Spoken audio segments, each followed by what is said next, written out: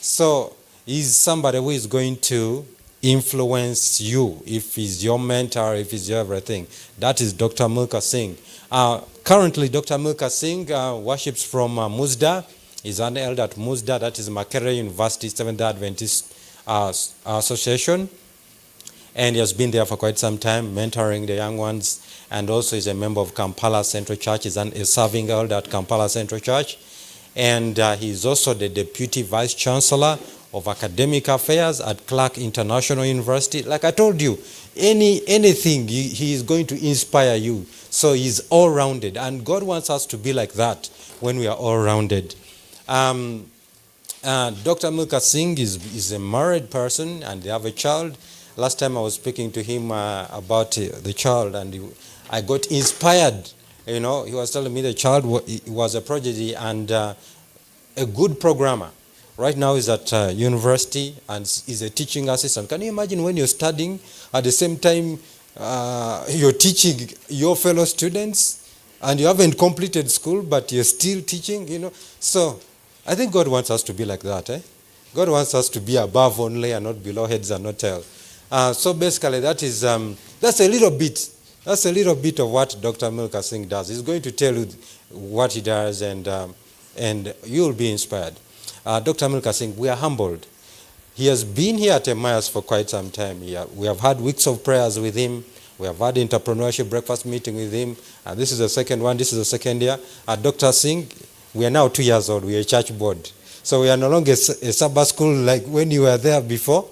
So now we are also men. We want, our idea is that we want to run. We want the church to be different. Most cases churches come for offertory and that's it. We want EMMAUS to be a brand. We want EMMAUS to have industries. We want EMMAUS to have transportation business, apartments, real estate. When EMMAUS is a brand, even supermarket. We want to have EMMAUS supermarket all over the chain. So, and we know that you're one person who can inspire us to reach out and succeed. Dr. Milka Singh, it is your time. Thank you very much.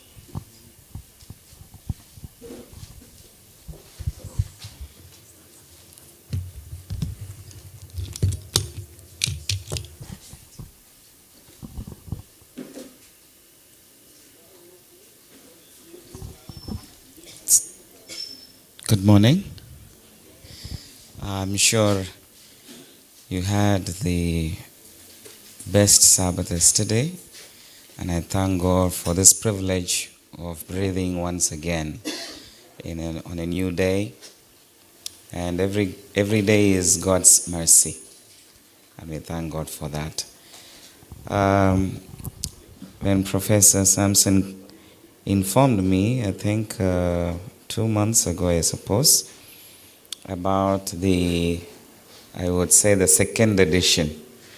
The first edition we had last year, and today we have the second edition of the entrepreneurship series. We shall continue having this discourse because I always prioritize any discourse or any contribution to the church and church development. So EMMAUS has been a great source of inspiration to many young people and also to older folks as well. And I was so surprised after I finished the first breakfast meeting here last year, I suppose, or I would call it first edition. A few places I went, people had spotted me. And I was so surprised. I think I was in Bali, I think last year. Some gentleman came to me and he asked me, "I've been following you." I said, "Following me from where?" He said, "On YouTube. And every time I get stuck in business or whenever I needed some ideas, I always go to your YouTube where you had the first edition."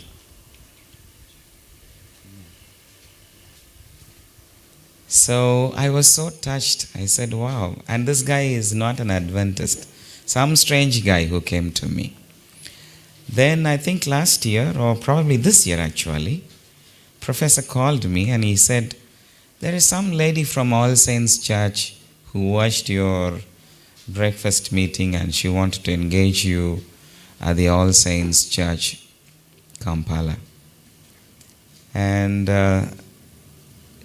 this is what I can remember. I think there were other few occasions where people had spotted me.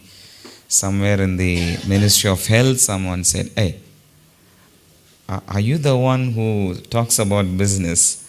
I said, well, I don't know. Depends on what you refer to.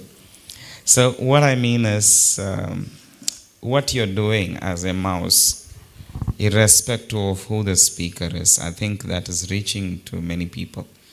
And I think today also, I am sure, it will be a blessing not only for you who have gathered here, but also to many thousands of people around that would help them understand what they are, who they are, what they do, things like that. And business is something that is very important. And one great consolation I have every time I talk to Ugandans or in Uganda is that Ugandans portray, or they have a lot of entrepreneurial traits. And it's a fact, it is a researched fact. Among the East Africans, Ugandans have more entrepreneurial traits, and which is something that's very, very convincing or maybe motivating. Why do we have more entrepreneurial traits compared to East Africa or East Africans? I would come out with many factors, but that's not the scope of today's discussion. I don't know if we could have the screen before I begin. And I actually intended to do, since this is a second edition, I wanted to do more scribbling work, give you a lot of work, because you have something? All right. So I will make you to do a few workings here and there, because I think I've spoken enough last time. I do not want to repeat whatever I said before. If you want to know, go back to the video on YouTube and watch, because this is the second edition. I will not repeat what I did last time. And I think when we have this consistent discourse, God willing, we can also have edition 3. And and I'm so touched and I'm so happy when Professor Sampson says, EMMAUS is just not a church where you come as sinners, being convicted, cry out loud, oh, do what, and then you go away. It's more than that. Churches must become business. And I'll give you this scenario. Of course, at Musda, I'm proud to say, the Christian Pride, that have been there for the past, say, 12 years.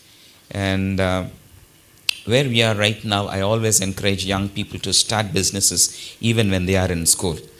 And not just do, briefcase business, but a standard business by being registered and things like that. And I'm seeing good results.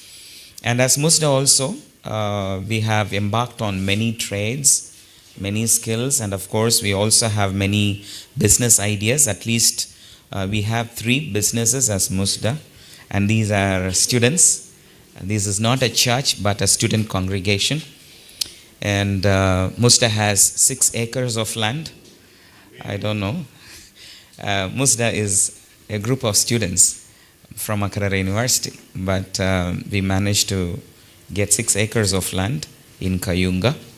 And our vision is, of course, we have a part of land for agricultural purposes that will also feed Musda every time we meet. Like we have beans, sweet potatoes, you name it. And then we also have earmarked about 1.5 acres for fruit-bearing trees.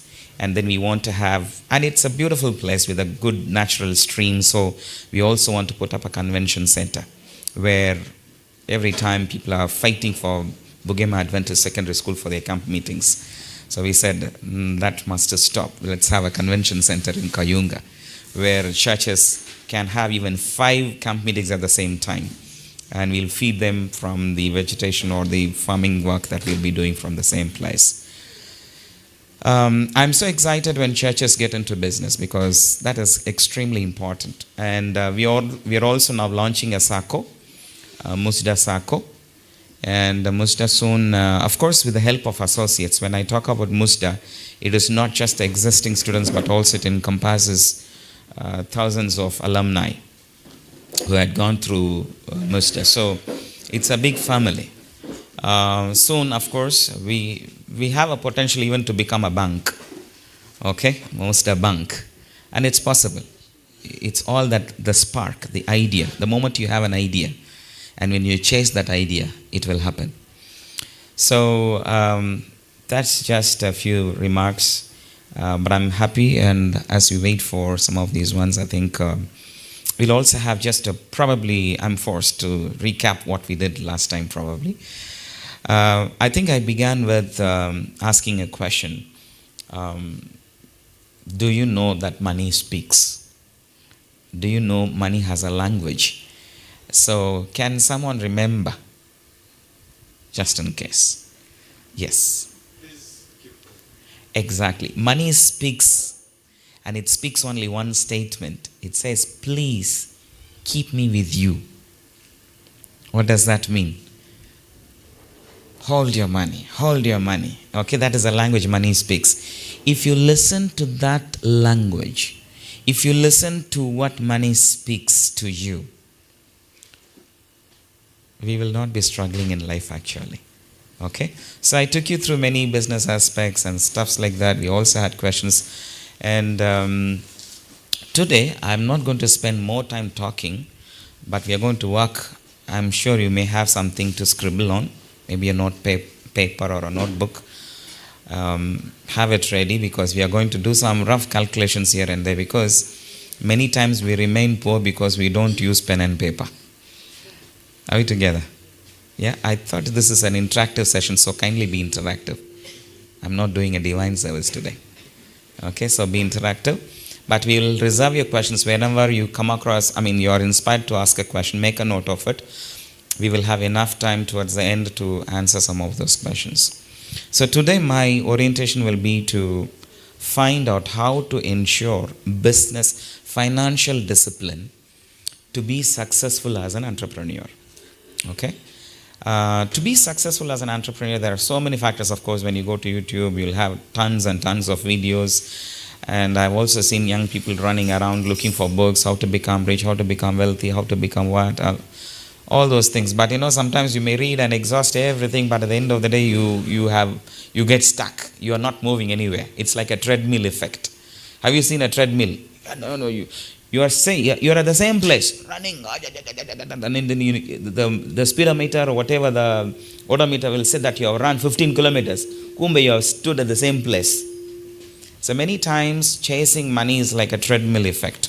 So we will dissect factors that keep us on the treadmill. We will dissect information and lessons how we can get out of the treadmill effect. Because in business, in life, sometimes, I've also heard people come and tell me, but doctor, we have done everything possible, but nothing is working. I've tried this, I've tried that, I've tried this, people have told me this and that, everything I've tried, but nothing is working. It looks like we got stuck. Well, the problem is you. Many times we associate our problems with other factors. The problem is you. The problem is the individual who gets stuck and says I've done everything, but nothing is working. Everything I do, it just ends up in a loss. Yes, so what did you do about it? Did you do a post-mortem? Did you do a kind of an analysis? Those are the questions which we'll be talking about today. And this will be on a stage where I'm going to take you through understanding where your personal finances stand and how you can benefit from some of these orientation.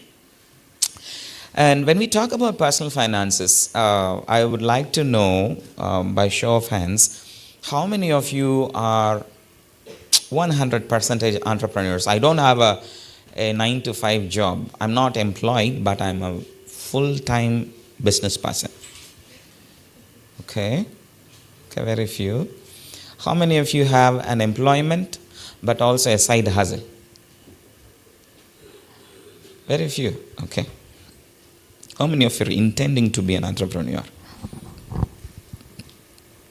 Good, that's a good number.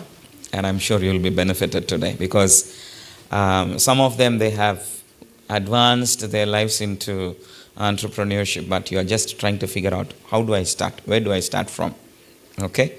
So all those questions we will accomplish today. When we talk about personal finances, all of us, we may have, I will give you some, some technical jargons, but I will make it very simple because my approach always is to make everything simple, very simple, okay, such that you understand. The moment we begin to complicate, sometimes most of us, we hate mathematics because of the mathematics teacher. Am I right? Yes. If you had ever hated mathematics in life, you scroll back your memory, it's because of that teacher whom you hated. Because the guy was eligible to be hated. Because he came and said, like, you know what, mathematics, it's a hard subject. It's the hardest. And many people have failed. You are not going to be exceptional. So you're like, okay, mathematics is too far from me. So, people begin to fear numbers. All right, I think I'll go straight into, you need an adapter for this one. Do we have an adapter? It's coming. Sorry, I usually carry one with me, but today I assume that you have one. It's fine. We can wait. All right, let's go ahead because time is far spent. I also assume that we will start at 10, but I think we are supposed to start at 9. Okay. Let me first take you through, I'll give you 4 steps or maybe 3 steps to understand the flow of money. Money, there is also another name for money, cash. Anyone?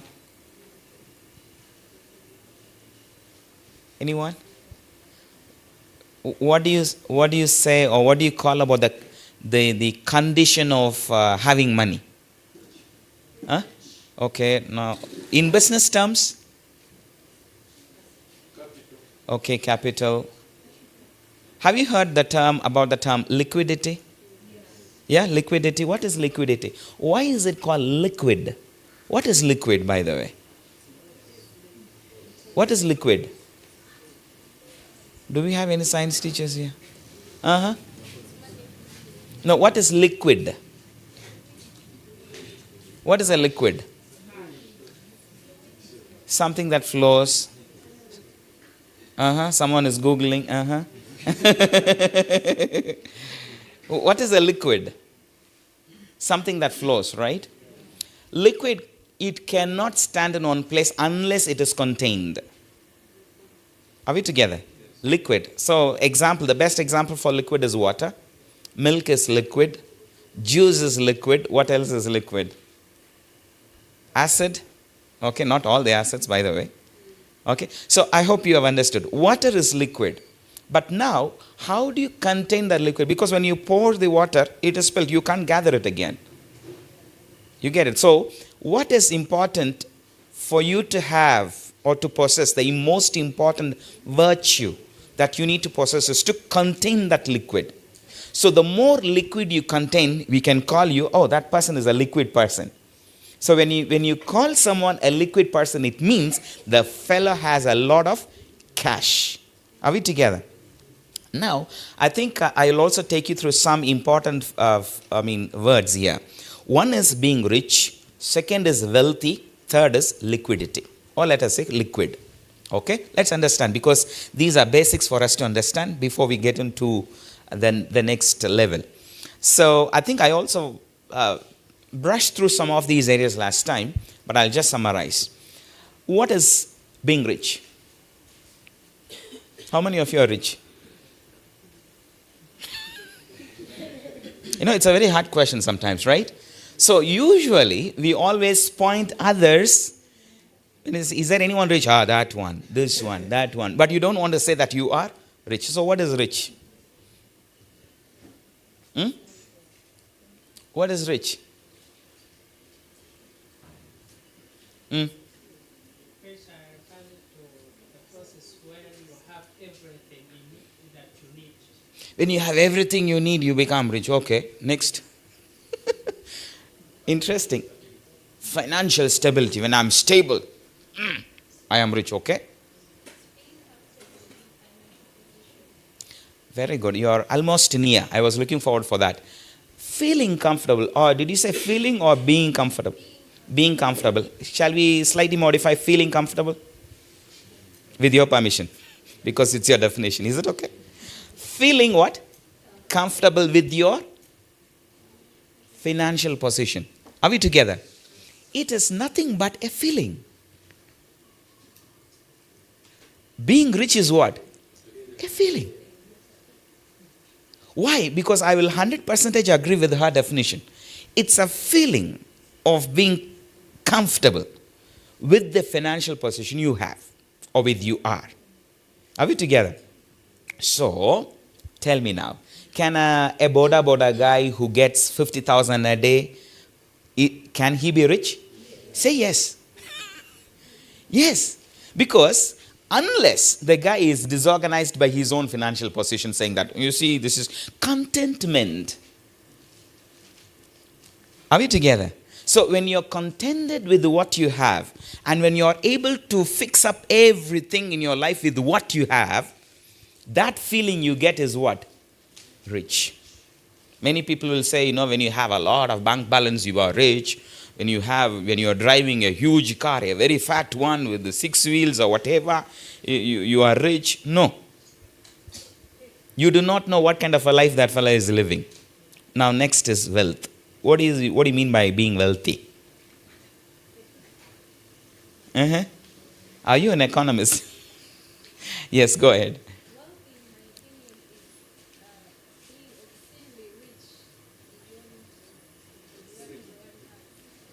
Okay. Obscenely rich, filthy rich. Okay. Dissect it further. You mean the guy has got enough money, more than what he needs, more than what he knows. That's a wealthy person? Okay. Anyone? Yes, sir? When you have both health and wealth. Health and wealth, you become what? Wealth. Okay. Asset accumulation, correct. Now, when you have translated your cash to assets, you are wealthy. Now the question is, can a wealthy person be rich? Depends. Not always yes.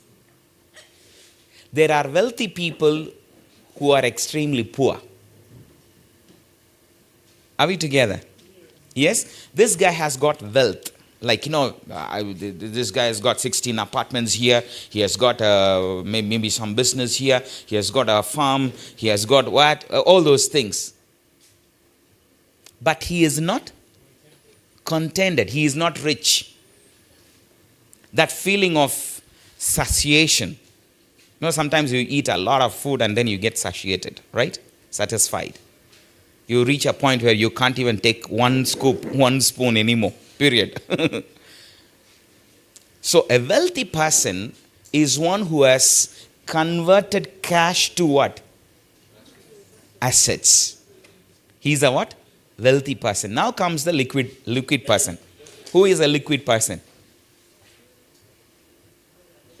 Who is a liquid person? A lot of cash. A wealthy person need not be liquid. Are you with me?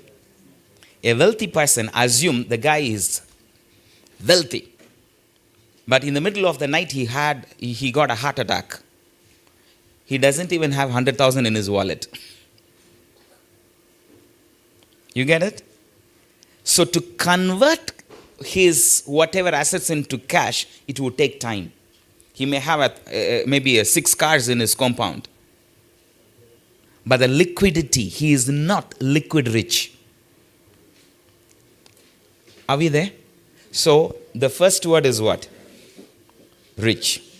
Rich is contentment. You know how to manage yourself with what you have. That is being rich. So being rich is a feeling. Being rich is a what? It's a feeling. What is the second word? Wealthy. Okay, what is wealth? Conversion of cash into assets. So these assets, when a person has got too many assets, that person could be called a what? A wealthy person. But a wealthy person need not be rich. A wealthy person need not be liquid. Are you with me? Are you with me? So if there is a wealthy person, you may have envy. You may feel jealous about this guy because he has got too many cars, too many houses, whatever, too many properties. But it does not reflect whether the person is liquid enough or not. Are we together? So now, I've given you 3 words. By now, you should be able to figure out which category you belong to. Am I right?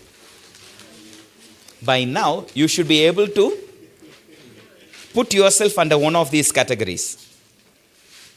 Or do you want me to invent another category? Poor?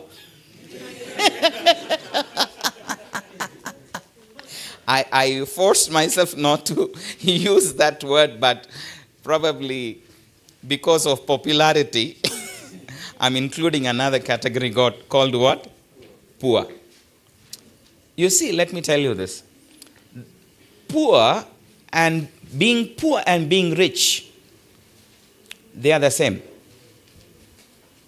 They are the same. You can be rich and still be poor. You can be wealthy but still be poor. Am I with you? Huh? So, being poor is also where? In the mind. If you want to be poor, you can be poor. Even when you are rich. Even when you are wealthy. So, we are going to look at all these stuff. So, I'm excluding the word poor right now, but I will come to that during the presentation, in the middle of the presentation later. So, are you able to fit in yourself under these 3 categories right now? Yes or no? Yes or no? I will not ask you which category you belong to, but at least are you able, yes or no, by show of hands? How many of you are able to push yourself into one of those 3 categories? Don't force yourself. Are you able to? Because that is the first step. Eh? So what is the first word? What is the first category? Rich. Okay? So are you able to, at least 1 or 2 of you or a few of you, are you able to push yourself into that category? Yes. Number 2, what is the second category? Wealthy. Are you able to push yourself? Probably. Okay. So there is some deficiency there, right? Okay. Number 3. Liquid. Are you able to push yourself there? Depending on what you are. But the objective is, are you able to categorize yourself? Huh? Yes. But if you're still confused, you should pray about it. No problem. But is there a flash? I can transfer it.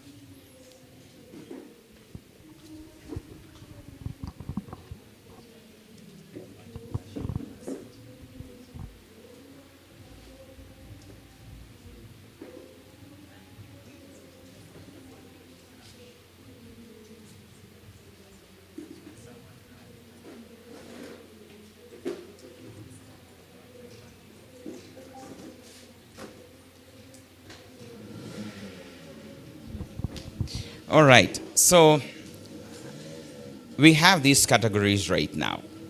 My brother, just a moment.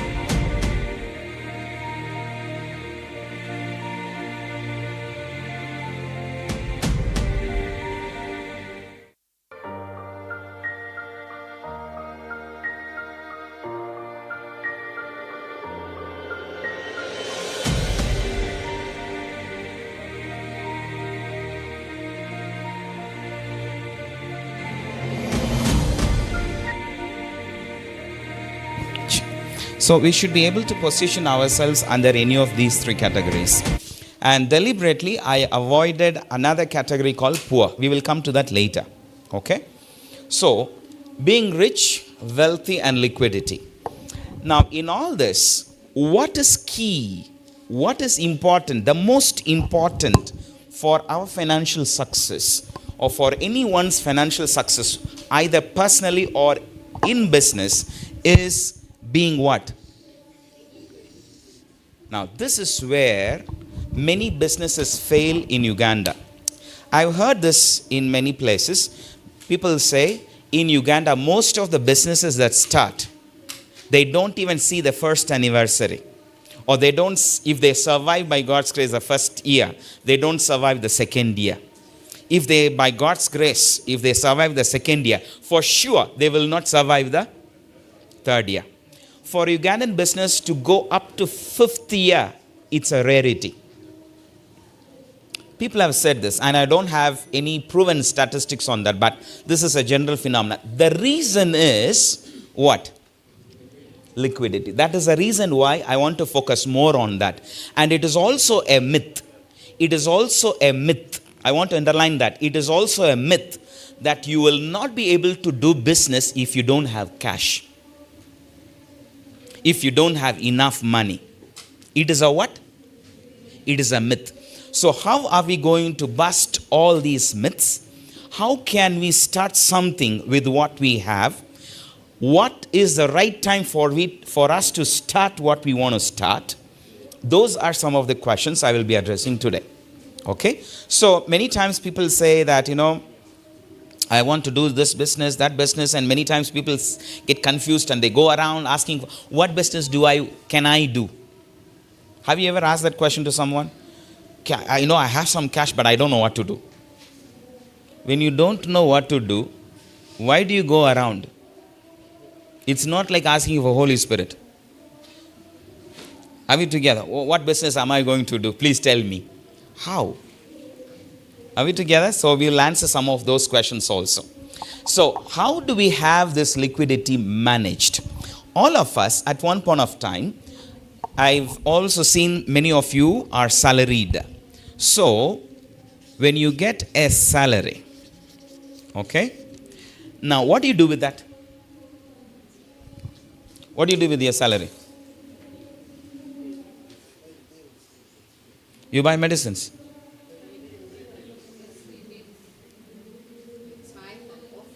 Okay.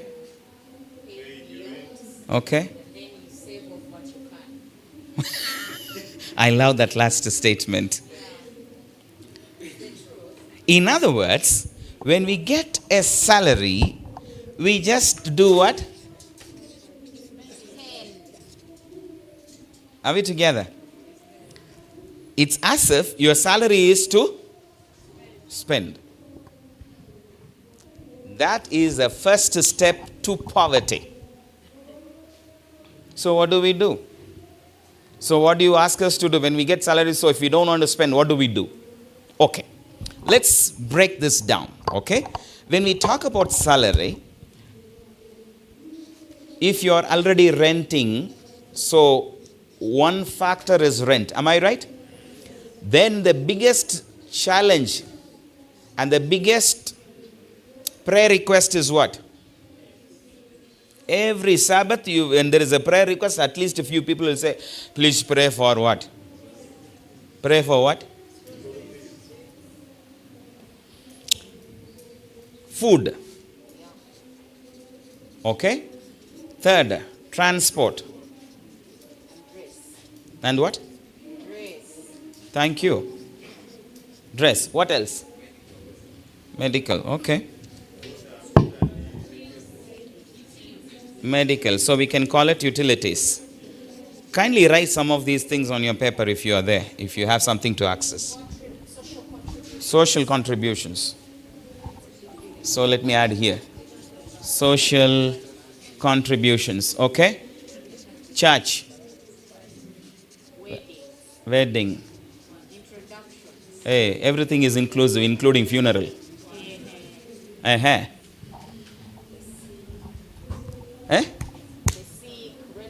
Medical, social. Are we together? The moment you get your salary, all these things knock at your door. Hello? Am I right? Yeah? So, the fundamental problem that we have is this mentality. Salary is to be spent. In other words, the moment you get money, it has its own expenditure. Am I right? The moment someone gives you a million shillings, you already have plans for that. You already have plans for that. Thank you so much. God bless you, dear.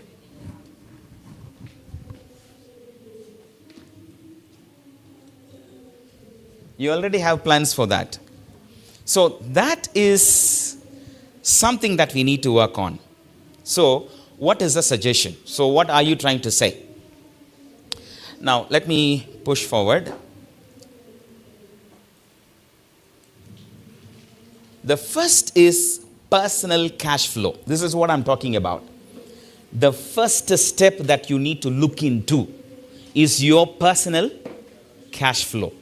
So, when I talk about flow, the moment we come across the word flow, it actually represents what? It actually represents what? Liquidity, because it is money that will flow in and flow out. That makes it liquid. Okay? So if you have a salary, many times we have a fixed salary. Salary will not keep changing every month unless you have borrowed money from your office. Okay? Salary is kind of fixed. So the moment you get your salary, how is your plan for its flow? So the personal cash flow is extremely important. Now, let me put it this way. You must, let me add figures there. Assume your salary is, say, 1 million. Okay? Assume your salary is what? 1 million. In other words, I'm talking about the net salary. Net salary, not your gross. Gross could be 1.4, 1 point whatever. But take home, the cash that you have in your hand as salary is how much? 1 million. Let me tell you, all this expenditure after your tithe, because since I'm talking to a faithful congregation, I will say 10% is non-negotiable. Okay? 10% is what? Non-negotiable. So, what you have, okay, I'll go by the basics. I'll go by your basics, because some of you may even pay tithe 50%. It is okay. I'm not talking about those saints who are almost in heaven, but I'm talking about people who are already in church. 10%, the basics, okay? What is your working figure? 900. Your working figure is how much? 900. Let me tell you this. All your...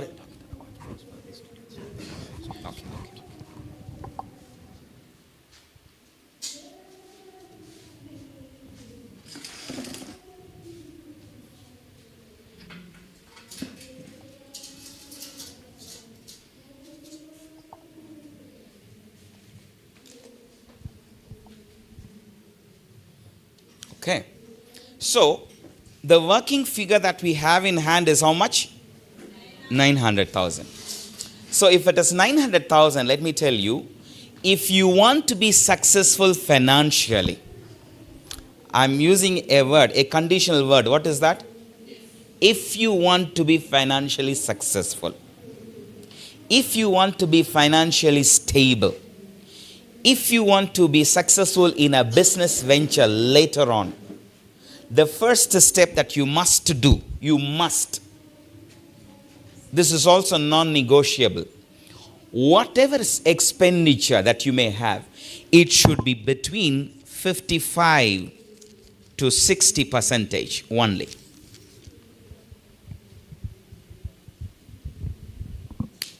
Is it shocking? Is it shocking? No. Let me also put that one again to stress my point.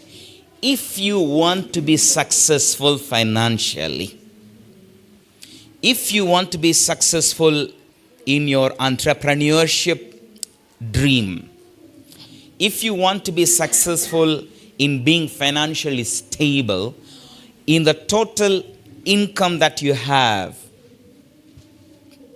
you must plan your expenditure, which must be 55 to 70%. In other words, let us still add figure to it. So if it is 70%, let me take the conservative, the highest, 70%. 70% of 900,000 is how much?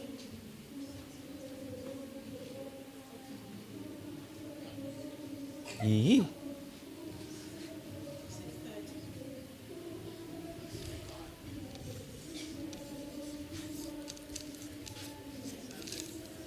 $630. Okay. So how much is left over? So you have 270,000. Are we together? Are we together?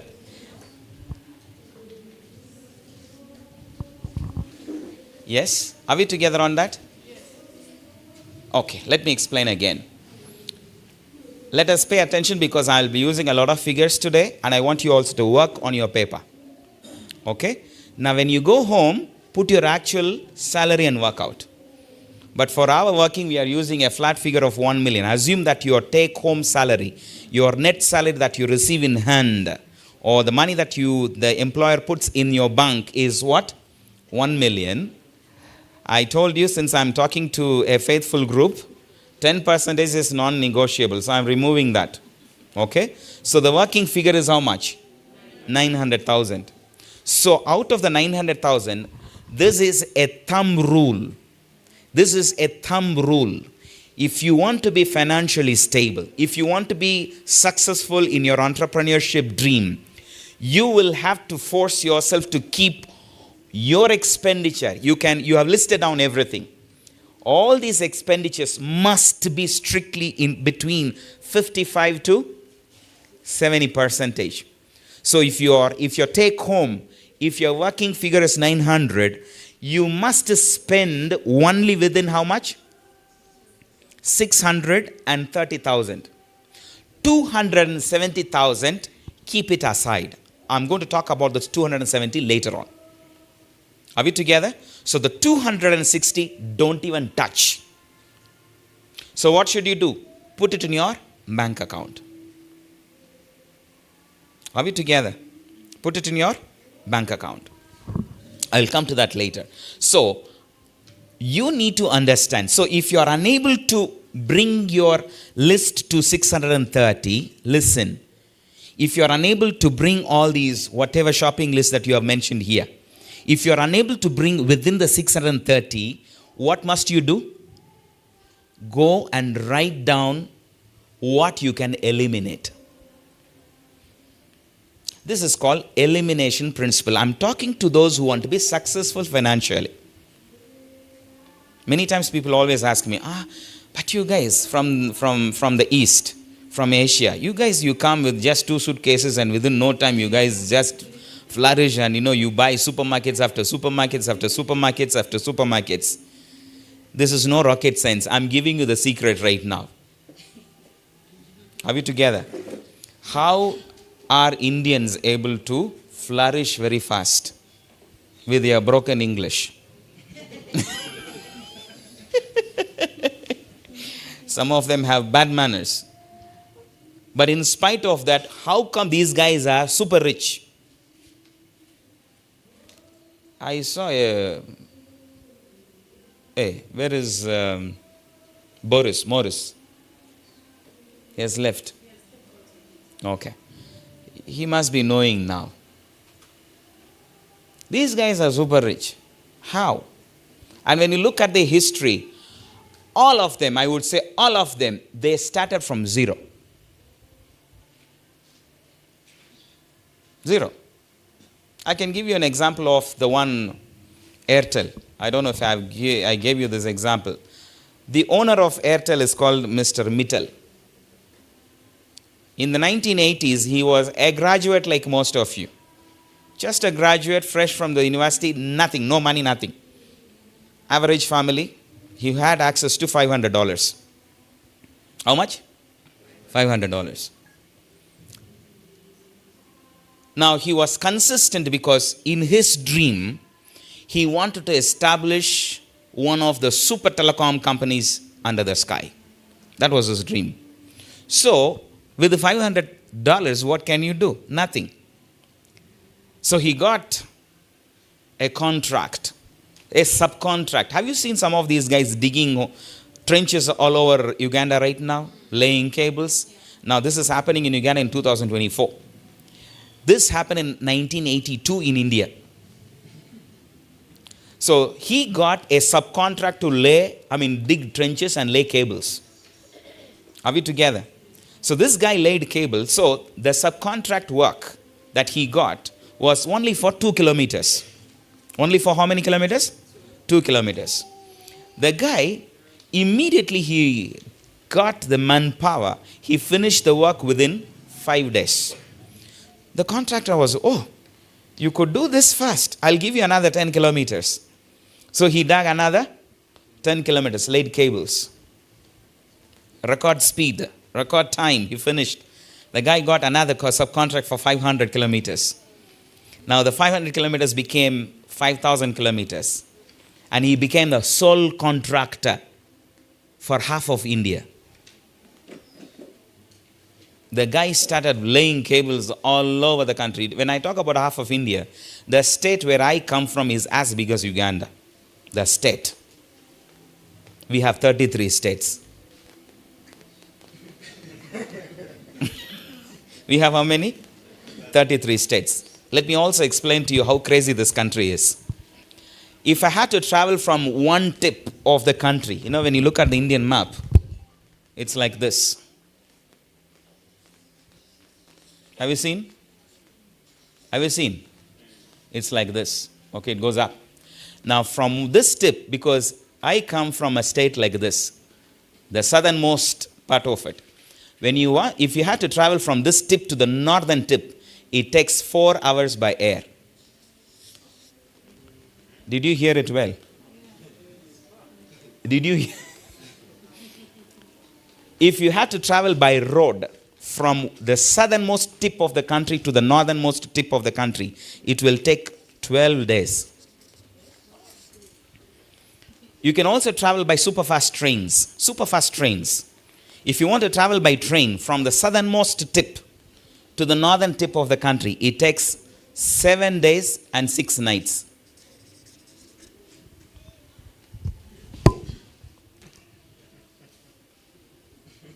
I'm just giving you a mental picture of what this country is all about. So you have all sorts of people there. People who look like me. When you see fellas who look like me, we come from what? Down south. But when you go towards the north, people look like Muzungus. You get it? We also have people who look like Red Indians towards the west. They look like Red Indians. Long neck, long nose, red. Now, the craziest part is here. We have about 8 states towards the east. 8 states towards the east who looks exactly like Chinese. 8 Indians. They are all Mongoloid features. 8 states. And this country, we border with Pakistan, Tajikistan, Kazakhstan, Russia here, Nepal, Bhutan, China, Burma. That's not the scope of this discourse, but I'm just giving an idea. Mittal got a contract for half of the country to lay roads. To lay the cables. This is called infrastructure building for telecom industry. To cut the long story short, the guy started a mobile telecom company. The first company that he started was Bharti Airtel. Bharti Airtel. So that was the first time, GSM was coming into the country. 1996. GSM, the first GSM mobile communications began in the country in 1996. The guy becomes a telecom service provider. By the time he sets up base substations, those masts, they are called technically base substations. Each base substation can cost about $4 million. He didn't pay even $1 towards that. All these were subcontractors. So the guy started moving ahead and ahead until the guy got an ambition to become the world's largest telecom service provider. That's when he came to Africa. Are we together? At that time in Africa, we had, if you remember well, the first service provider was Celtel. And it also became a generic name. Oh, that guy has a Celtel. Kumbe, that is a company. Yeah, Celtel. Celtel became Zain. Zain took over. Zain is an operation from the Middle East. So Zain came and took over the operations of the complete Celtel operations. Then later Zain also couldn't survive. Who took over? Warid Telecom. They're also a Middle East company. Warid took over complete Zain operations. Now Warid also could not continue because they became so worried with the business. They didn't know how to handle African market because they started importing people from different countries to manage the business operations. So Warid became worried. So they had no other option than to sell it. So when the company came on sale, imagine, in the whole history of mankind, I said in the whole history of mankind, the first business transaction that happened on all cash transaction was Bharti taking over Warid Telecom of Africa operations for $12.8 billion. $12.8 billion. All cash transaction.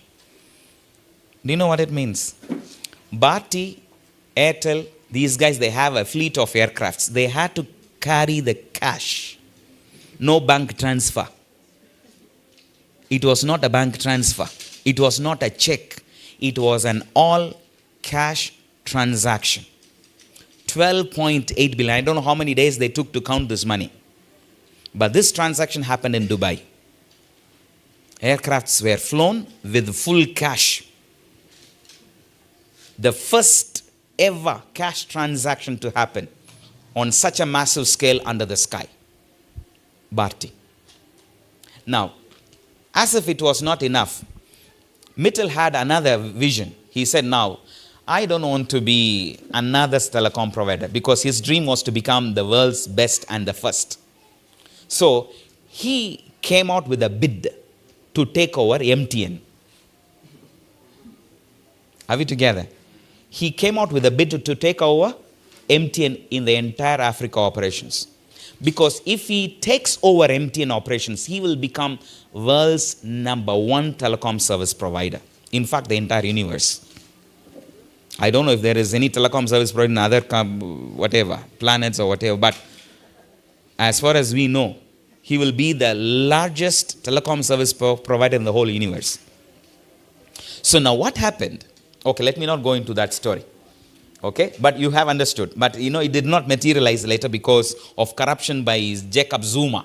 Because MTN's major shareholder is South African government. So he went and gave money to Jacob Zuma. Jacob Zuma went to the parliament. Julius Malema hit him hard. Okay, that is a big history. Okay, so unfortunately he couldn't take over. If he had taken over, Airtel by now would be the world's largest. As we speak right now, they are number 3. The first is China Mobile. Second is AT&T in America. Third is Airtel. Okay? So now he cannot take over China Telecom because that is owned by the Chinese government.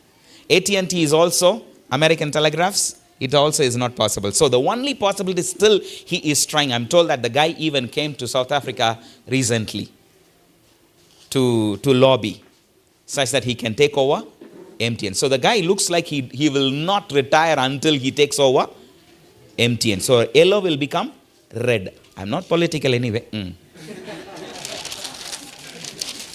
Okay, let's get into this. When you look at the cash flow, okay. So when we look at the cash flow, I hope you've understood that, correct? So that is the first step. So what you need to do, if you're unable to fix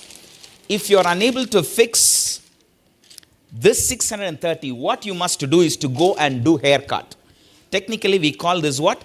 Haircut. What is a haircut? Removing expenses mercilessly. Removing expenses mercilessly. So you'll have to understand. Now, rent. What can you do? Give me suggestions. Shift. You have a 2-bedroom house. Do what now? Go to a 1-bedroom house. Why? Because your target is what? You cannot afford to spend even 1 shilling beyond what? 70%. So what should you do? Shift. Next, what else can be done? If you can't do anything about your rent, what is the next? Am I with you? Am I with you? You will have to do mercilessly haircut on your expenses.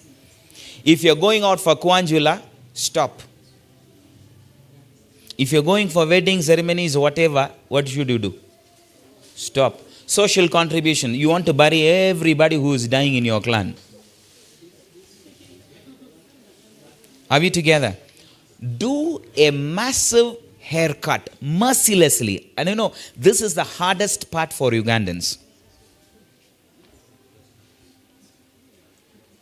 Are we together? This is the hardest part, but you will have to force yourself to do a haircut. So the moment you do, I don't want to suggest anything, but you are the best person to decide what you can do. Because you have a better idea on how to do the haircut. Are we together? I found another one here. What is this? Cut it off. You're not going to be naked anyway. You already have enough dresses. You have already enough shoes to wear. You have enough furniture at home. Live with that. Am I with you? Have you lost gas? Are you with me? Yes. So, do a haircut such that your focus must be what? 270. What come may. It may be hard, but begin. Okay? Let's move to the next one.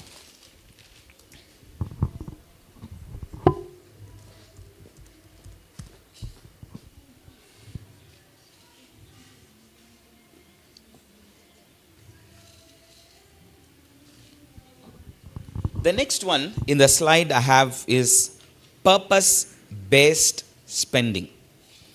Or in other words, purposeful spending. What does that mean? Purposeful spending. Now you remember, I'm just carrying forward the 270 here. Okay? And you have spent 630,000. Now we have a new problem or issue to be sorted out is purposeful spending. Okay. Now, I'm just giving an example. So far you have been renting, but you want to build your own house. Okay. Is that a good spending? Yeah, it's a good one. It's a good dream to live in your own house. Okay, that's a good one. Number 2, you want to start your own business. You are tired of working for somebody. You're tired of side hustles because it's not working well for you. Because by the time you finish your work and come, people have already eaten all your eggs. Because usually side hustles doesn't work for you. You do this, you have a supermarket, you come, they say, there is no sale the whole day. Okay. You have a mobile money somewhere, you put someone, you say, that one is my cousin. She eats all the money. She even tells you, see, sir, I gave 50,000 instead of 500,000. Or I gave 500,000 instead of, I put 10 extra, finished. Your profit for the next 6 months is gone. Have you experienced that? You have a side hustle and you put your muko, you put your jaja there, you put your zenga there, your whatever. They mess up everything, your happiness. You're finished. Have you experienced it? Yeah? Let me tell you something. If you want to start a business, and if that business is the first business for you, never and ever control it through remote. It will never flourish. Should I repeat? If you want to start a business, never think that you can manage it through remote. Never. And that is your first business. Oh, my sister is unemployed. She just finished school. Okay. So I gave her the business. Now, whose business is that actually? Your sister's. It's not your business. I'll give you 2 rules to start business. I'll give you what? 2 rules. Number 1.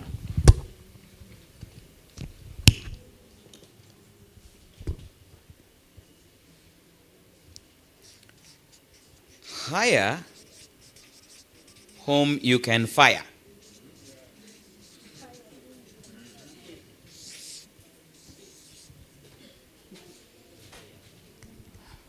These are rules, non-negotiable. Non-negotiable. Hire whom you can fire. Now, when you hire your sister, the day you fire, you will be on fire. Someone says, my sister-in-law, this is my sister to my wife. Okay.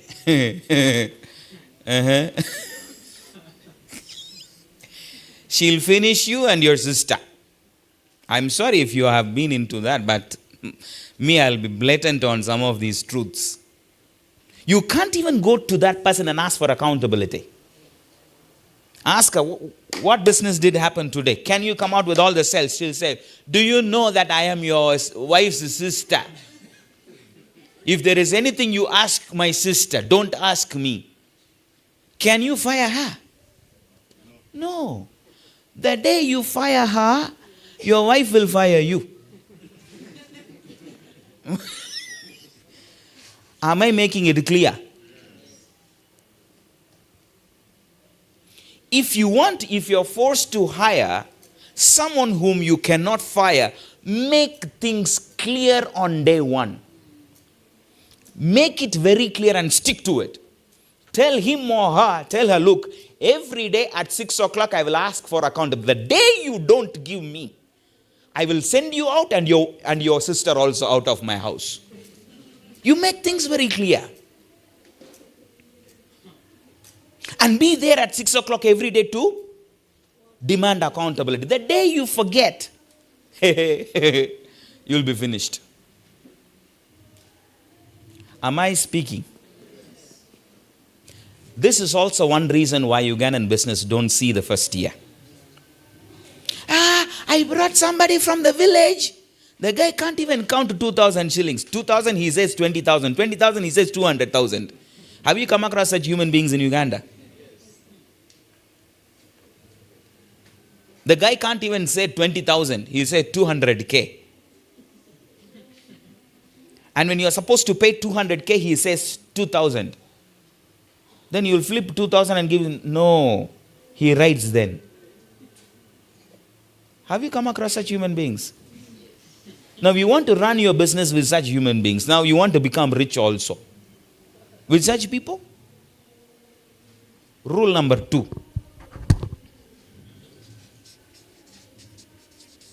Inspect what you expect. Don't expect from what you don't inspect.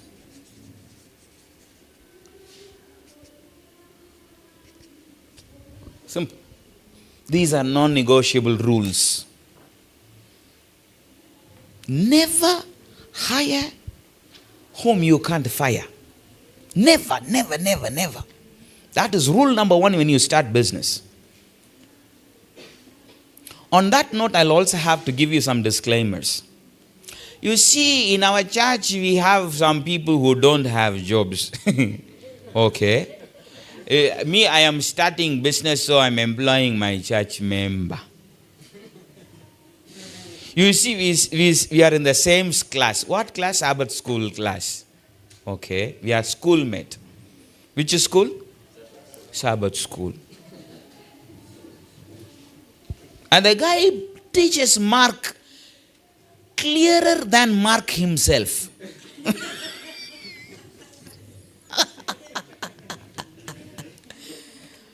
Don't take me wrong, but you can quote me anywhere. I don't care. Be careful when you recruit a church member. Have you heard? I don't want to be politically correct, and I don't mince words. Are we together? Because the guy, when you recruit him on a Monday, he'll come and say, you see, there is a week of prayer coming, so I'm going to church now. I'm the one to organize. But who will take care of the business? Eh? You sit. Me, I am a church member. Repeat. Sebo. Repeat.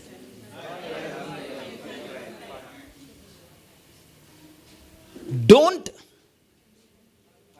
hire whom? You fire a church member from your business, he'll come and tell the elders, you see that guy, yeah? That guy is useless. He'll spoil your name, and now from the book of Mark, he'll teach you now compassion, love, brotherhood.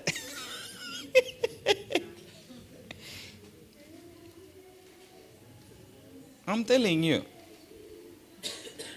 And never be careful. I'm not saying that all the church members are wrong. Am I with you? Apply discretion. That's why God has given you something called brain in your head. Apply what? Discretion. Test that fellow. Never and ever use anybody without testing that fellow's credibility and integrity. He may be a church member, but in church, not everyone is a church member. The book of Job, chapter 2, verse 8. What does it say? When the sons of God were in heaven, in the council of heaven, who was there? So be careful. Apply discretion. Use your brain at that time. Never led by emotions. Never be led by emotions. Oh, he is a good singer. He is a pianist. He is what? He is that. He will be superb. When I employ him, he will keep on singing from morning till evening, and all the customers will come. He can pray well, and the Holy Spirit will be too much in my business. He'll finish you. Apply what? Apply what? These are non-negotiable. Be very careful. I always get a lot of requests. Elder, I am a church member. Immediately my brain will switch off. Okay, so I'll give you a preaching assignment. But elder, you see, I am suffering. Okay, suffering with what? Poverty. Okay, so what do you want me to do on that? You see, I'm looking for a job. Okay, go meet my HR manager. Am I with you? Because it's our business. You may kill the entire business and the 300 families. Because you know how to pray.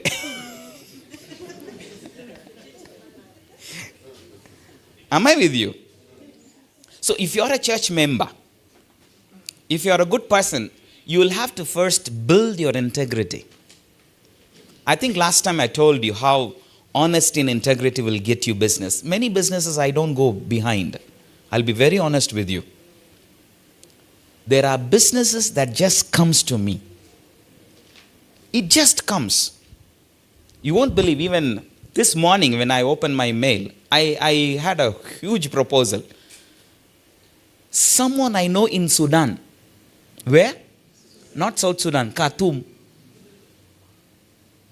The guy has sent me a huge proposal. I never even asked him for that. Businesses come. People can trust me. There was a time I think I told you this last time. There was a time someone gave me 4 containers of materials. Just like that. No signing, nothing. 4 containers. Just like that. I'm not bragging that I am a saint. No. I also struggle with my own whatever. Because I am a human being. I'm made of dust. I also have my own struggles. But what is important, every day when you pray, ask God, God, I want to be a person who is trustworthy. And you'll have to respect your own words. Many times Ugandans don't respect their own words. That's another problem. They tell you something today, then the next day, did I tell you like that? So you'll have to record everything. When you get into an important conversation, I do that. Whenever I get into a very sensitive conversation, I always put my phone, I record everything. You record it. Because I have faced it. The person that you are seeing here, my dear, if I tell you my tales, some of you may begin to cry. But that will not stop me from proceeding away. I'll keep moving, keep walking, keep running where it is required. That should not stop you. Are we together?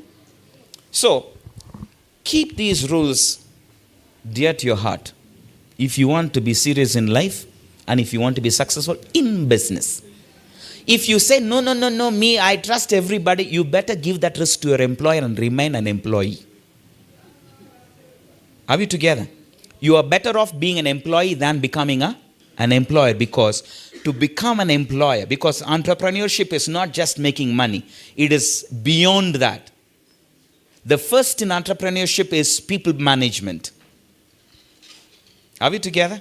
So, for you to have a proper management, you'll have to come to this.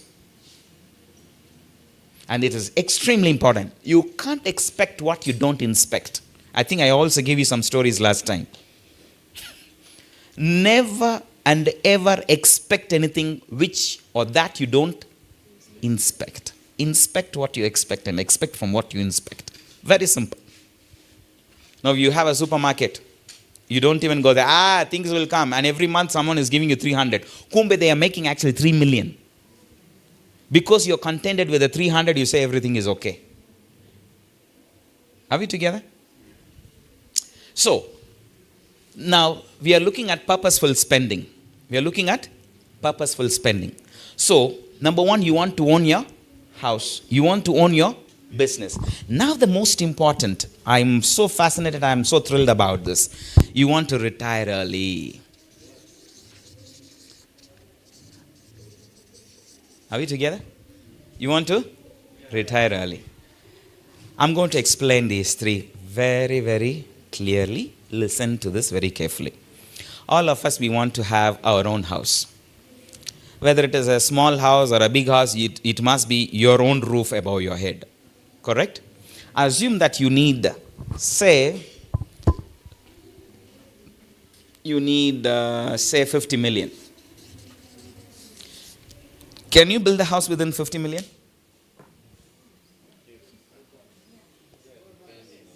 I'm not asking how big. Can you build a house within 50 million? Yes. Say yes. Even if you are going to stand there and sleep and then go out, can you build a house? Because nobody is going to knock at you and hey, Sebo, let us enter.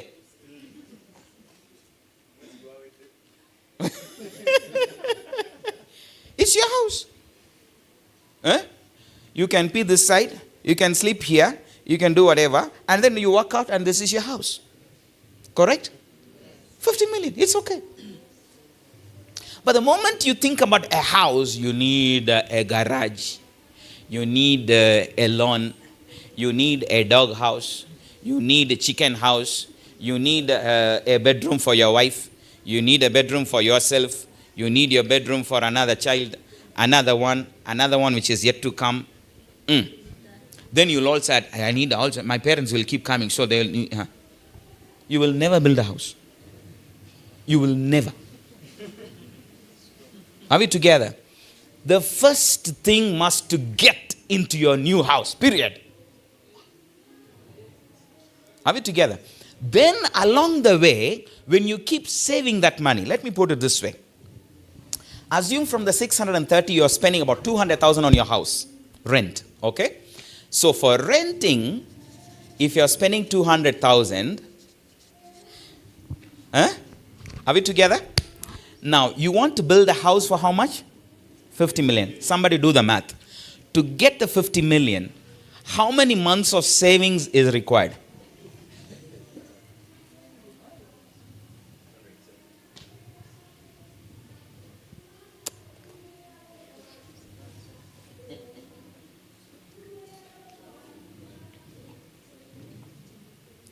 To get the 50 million, how many months of saving the 270? 186 months. Break it down into years. It should be around 14, 15 years? 15 years, correct? 15 years. Now, imagine you need 15 years of savings to get your house. Now, for you, it appears as if, I'm giving up.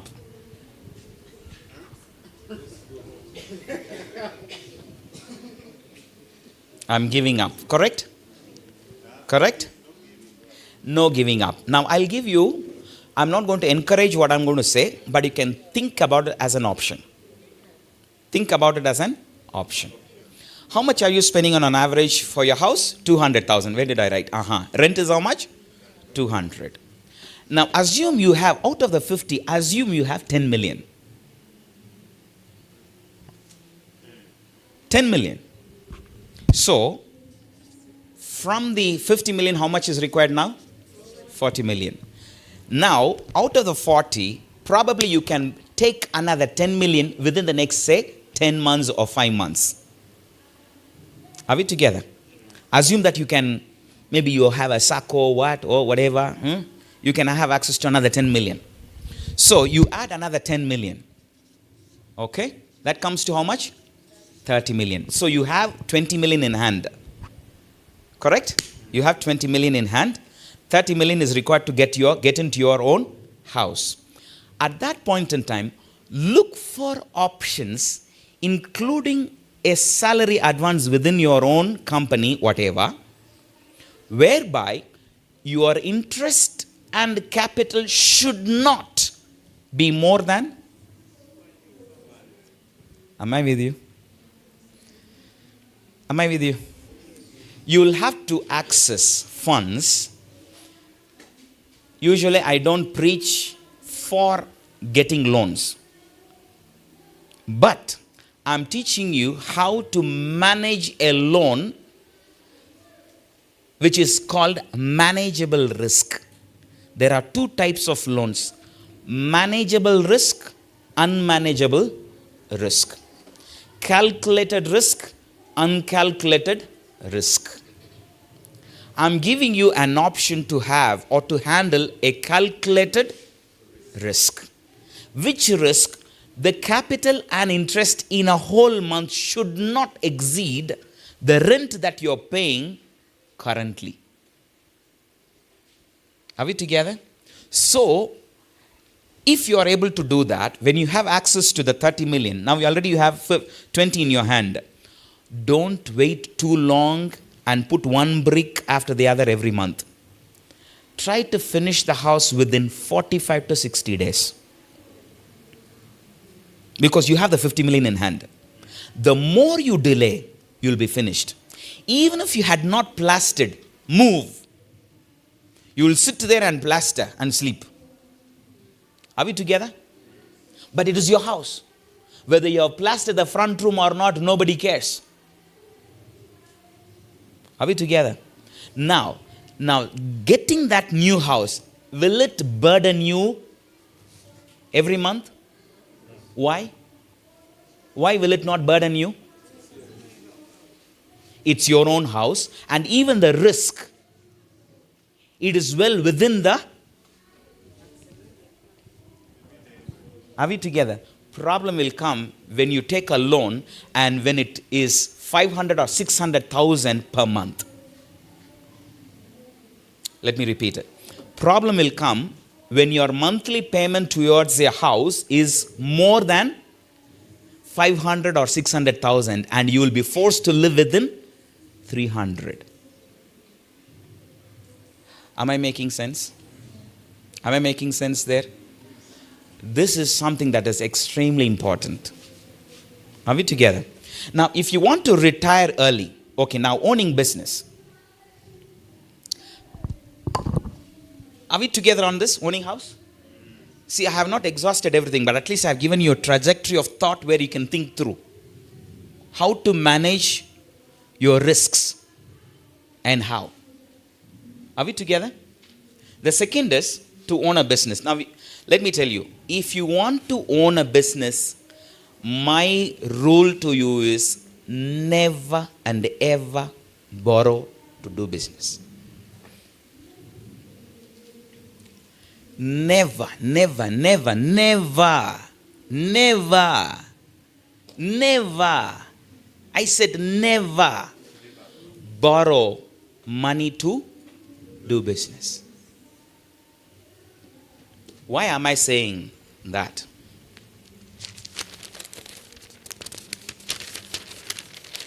I'll give you a simple mathematics.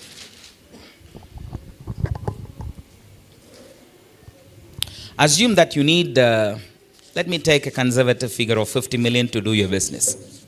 Is that okay? Is it okay? 50 million. You need 50 million to do business. How much do you have? Nothing. Okay. Some of you may have 10 million. Okay. That's fine. Now, if you want to borrow 50 million from the bank, if you want to borrow 50 million from the bank, I'll just do a small computation. It's too much, eh? Is it too much? Let me scale it down to 10 million. Because this is an example. Okay? Assume that you want to do business and the business requires 10 million. Simple interest by the bank. Simple interest by the bank today, as we speak, is 18%. The commercial rate is how much? 18%. Now it also depends where the tenor. How long do you need this money? Is it 1 year, 2 years, or 3 years? Let us take a conservative 2 years, 24 months. Am I with you? Am I with you? Please understand this. This is very, very important. This is very important, very important.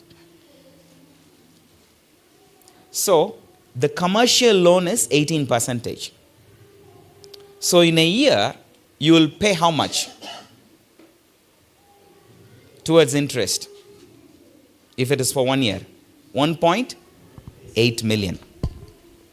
So, 1.8 million. 1,800. Okay. So, the total principal and interest shall be at the end of the year 11,800,000. Am I with you? Now, let me make it very clear. If your business, now before you embark on this, you will have to understand what is your net profit from the business. Net profit, not gross profit. So what do I mean by net profit here? Assume that you are going to run a small shop, okay, for 10 million, okay? On a daily basis, if your sales is 50,000 and your profit is 10,000, okay? Your sales is 50,000. Your sales is 50,000. Your profit is 10,000. This I will say gross profit. So what is gross profit? Now, when I say 50,000, 40,000 goes back to the capital. So the 10,000 is your gross profit. Now, this 10,000 is what is going to cater for your rent. That is what is going to cater for the salary, utilities for the business, and any other overheads. Assume that all this will amount to 6,000. and your daily net profit is how much? 4,000. How much will you get in a month? 120. If it is for 30 days. Times 30, it is 120,000.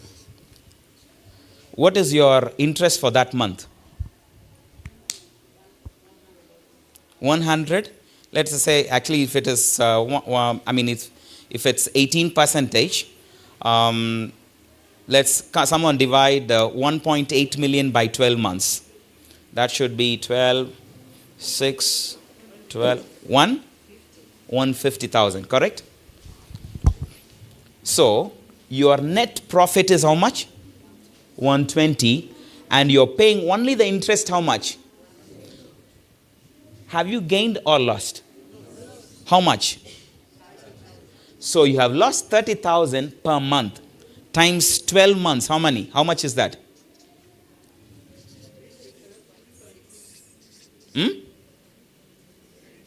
360,000. I'm just using a simple calculation based on 10 million. Are we together? Are we together? Have you understood this calculation? What have you done with respect to the business? You are sinking it. Correct? Have you gained anything from the business?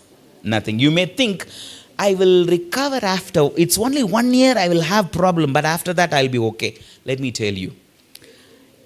The business that you have started, it is new. I'm just using the full potential of 50,000 sales per day. It may happen, it may not happen. There are good days, there are also rainy days. Are we together? So sometimes this 50,000 can even be 5,000 for a whole day. Am I with you? This is the reason why now it has a multiplier effect. When you borrow money to do business, it has a multiplier effect whereby you will never see profits. You will never see profits.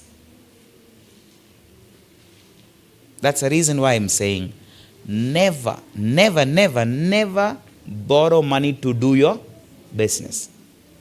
When can you borrow? I'm coming again to the calculated risk. I'm coming to the calculated risk. Now the calculated risk, you'll have to do your math properly, whereby if your profit, if your monthly payment to the bank, capital plus interest per month, if your payment to the bank is 30% of your net profit, then you can go ahead. What do I mean by that? Let me break this down. If your monthly payment to the bank is 100,000, what should be your net profit?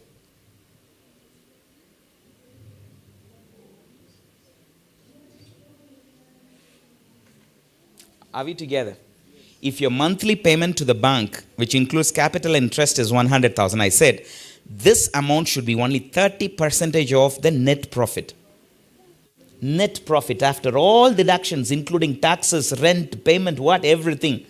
What is left over is called the net profit. So from the total net profit, the bank payability must be only what? 30%. So what is the 70% there that you need to include here? Somebody do that. 800?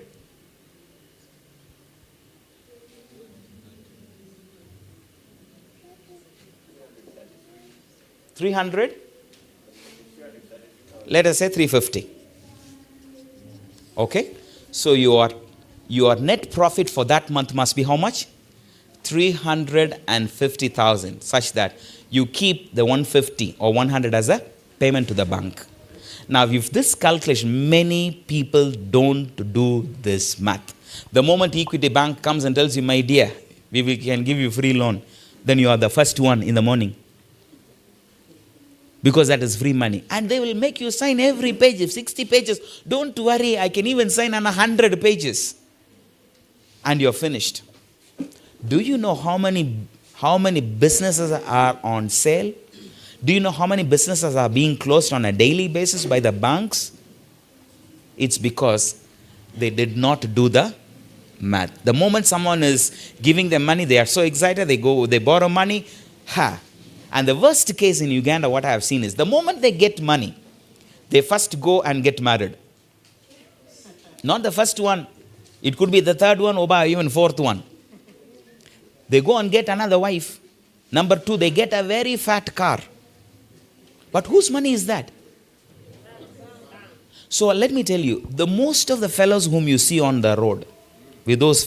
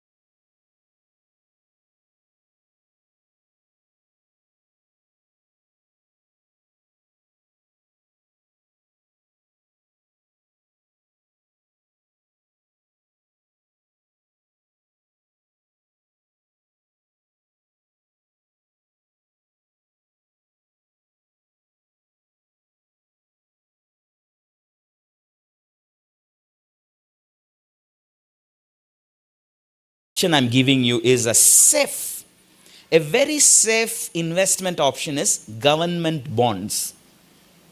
When I talk about government bonds gives you 10%. Okay?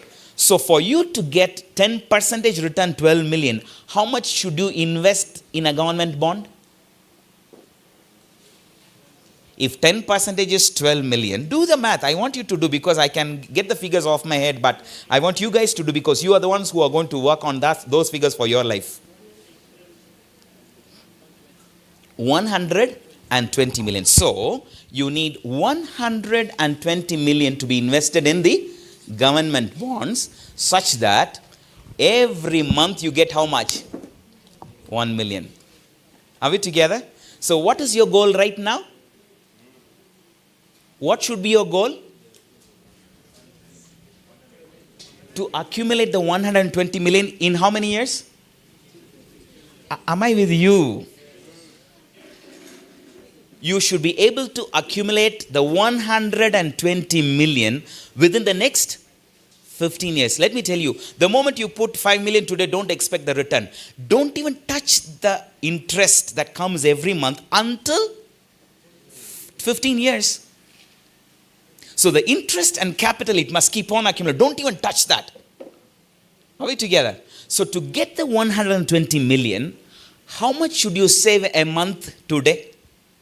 Put the calculation. I want you guys to work. Use your calculator, use your whatever. Because I want you guys to work, because that is what is going to help you. So to get 100, so let's break it down. I'll help you to break it down. You have 15 years, am I right? Let's now take into months. 15 times 12, how much is that? Because each year has 12 months. Times 15 years, how much? 180 months. Now, you divide the 120 million by 180. 120 million divided by 180. How much is that? Come again? Let's say 700. Correct? Now listen. You need 700,000 to be put where? On the bond for the next how many years?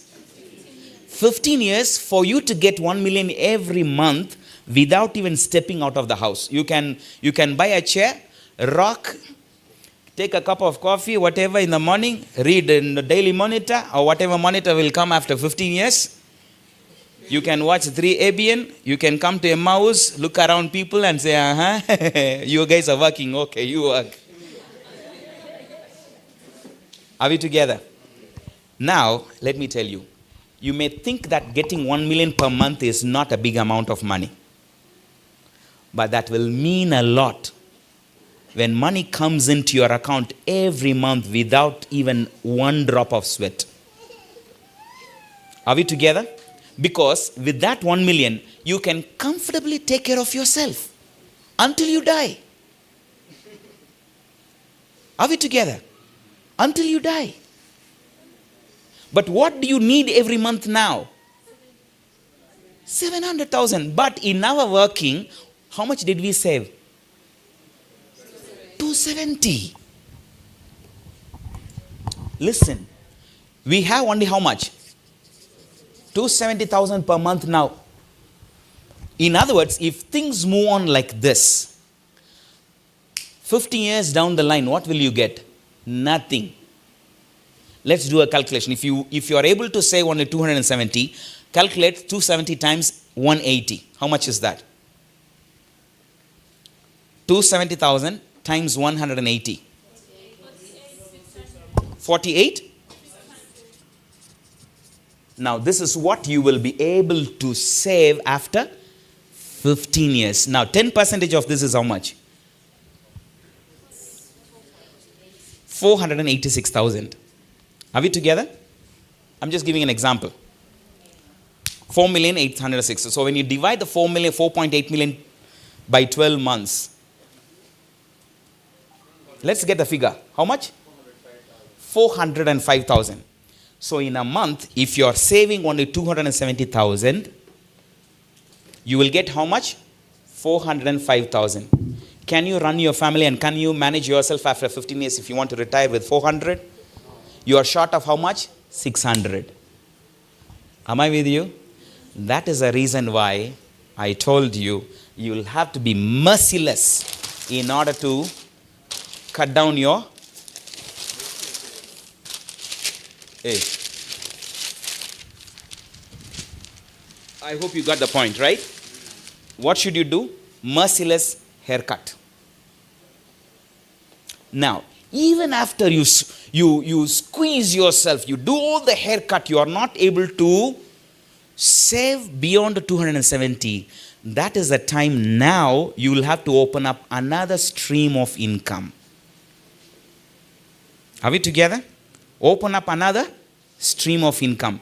If your job, if you are employed and if you are working from 9 up to 5, look for another activity that you can do from 6 up to midnight. Because your goal is to save how much? 700,000 per month. If you want to retire early.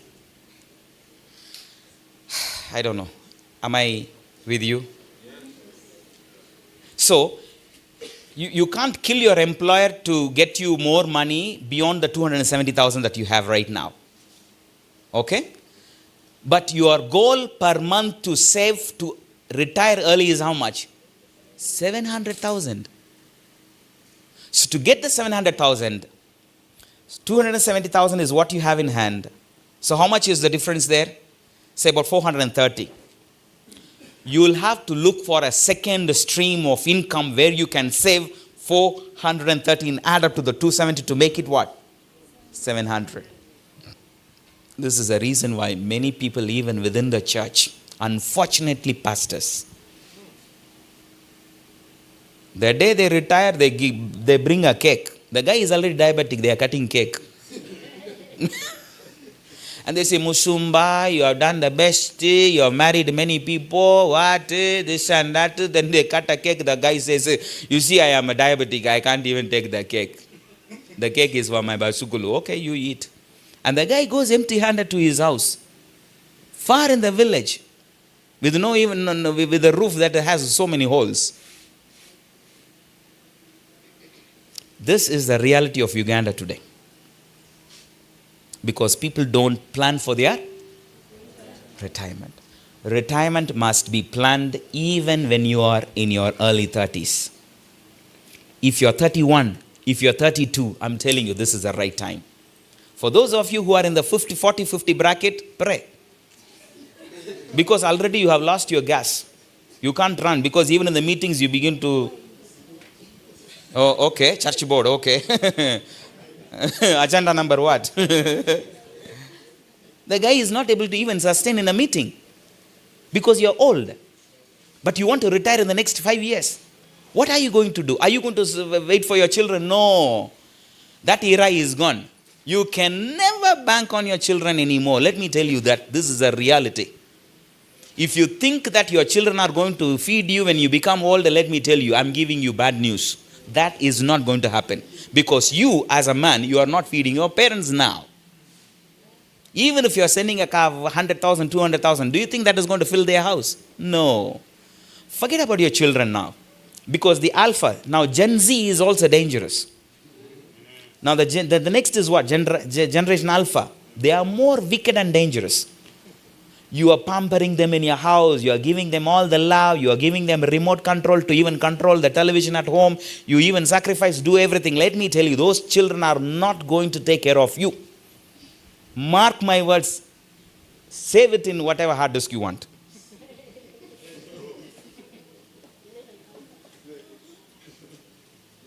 Let me tell you, those kids who are in their 7-year, 8-year, 10-year now, you will find their true color when they grow. 100%. I'm not giving you any exception. I'm not giving you exception. You are showering all the love on those kids, but those kids are not going to take care of you. I can bring a document I can even sign now. That is a reality. That is the reality. So don't ever think that, oh, I have given education for my son, he will take care. No, sir. He will come only for your burial.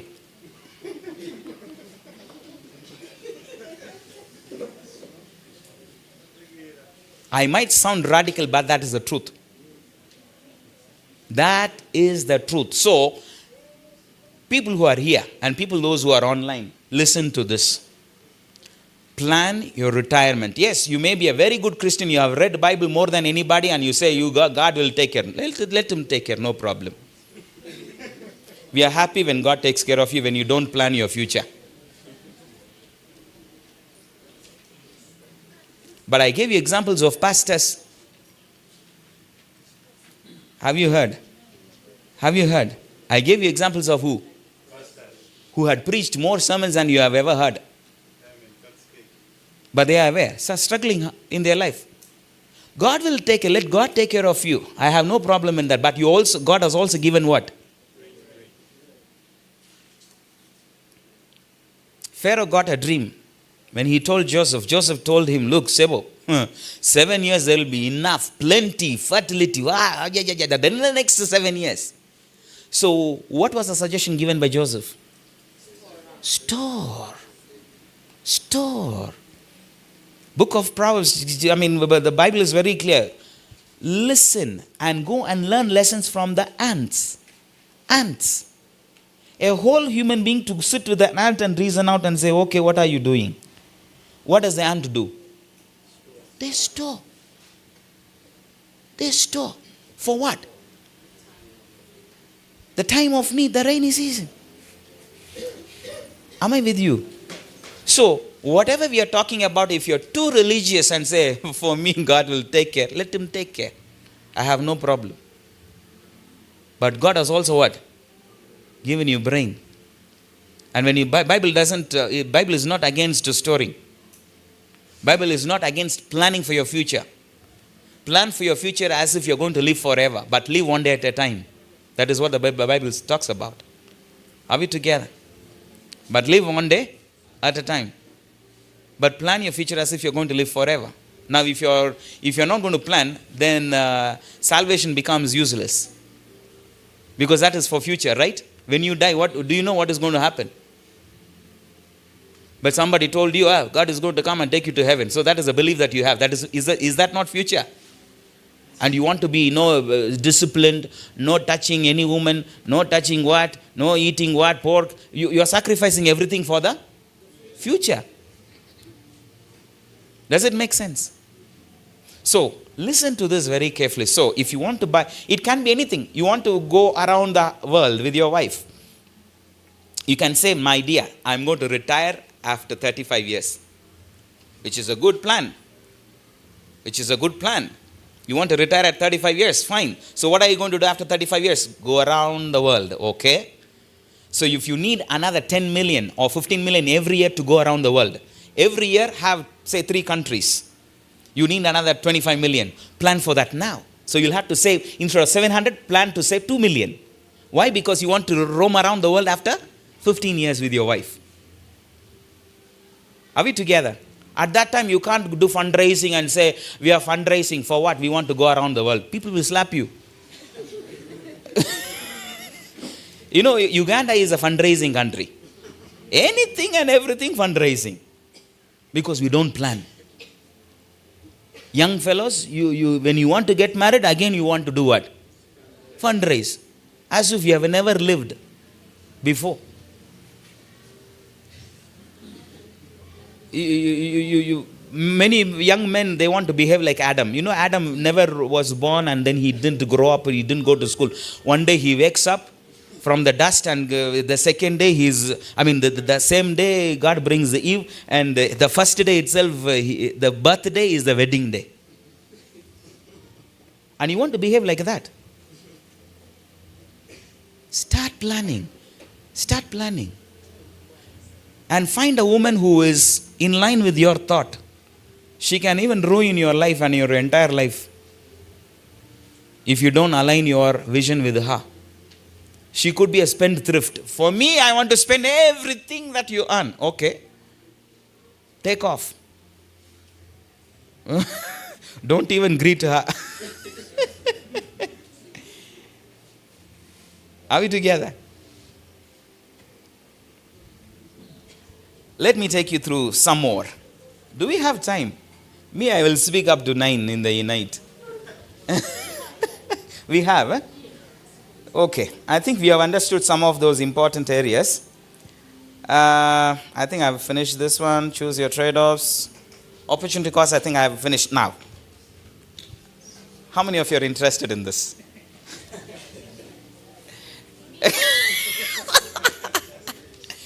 What keeps you poor? What keeps you poor? The first section, whatever I've discussed, how many of you have understood? Of course, we are going to have some question sessions towards the end, even on the section 1, but we are getting to the section 2. And I think this is also something that is very interesting. What keeps you poor? Okay, now the first section I told you what you need to do. Okay, the financial discipline, because even as little as 500,000 that you may have every month, you can still save and still you can retire early. Are we together? It all depends on your financial discipline. How you spend. I told you already, money, the salary that you get, the revenue that you get is not for spending, but it is to retain. You understand what money speaks? Keep me with you. That's the only language money speaks. So understand the language, listen to what money speaks. So what keeps us poor? Habit number 1 that keeps us poor is paying yourself last. What does that mean? I don't want you to misunderstand the statement, paying yourself last. When you get your salary, we are working on a working figure of 900,000. Are we together? Okay, I'm just going to use the same example. Your monthly salary or your monthly income is 1 million. 10% is taken, that is non-negotiable. Your working figure is 900,000. So with the 900,000, the first thing when I talk about pay yourself first, I heard one sister saying that, when we spend everything and we try to say what we have. That should change today. The first thing that you need to do is to pick what you must save. Are we together? Pick out what you must save. That must be the first activity or second activity. First activity is to take your tithe out. Second activity is to what? Pay yourself. What is paying yourself? You have 3 dreams or 3 projects. One is to own a house. Second probably is to have a business. Number 3, that is paying yourself. Mercilessly take a good amount of money and put it in the bank. Are we together? How many of you have savings in the bank? By show of hands, some savings. It can be 50,000. Even if it is 20,000, Centenary Bank, show me. Centenary Banks allows you to have even 20,000. I don't know other banks, but how many? I didn't see you, sorry. Put up your hands. So some of you have some savings, right? And some of you are saying, okay, where? Have you heard this now today? Have you heard? Pay yourself first. Now, if you don't pay yourself first, what will happen?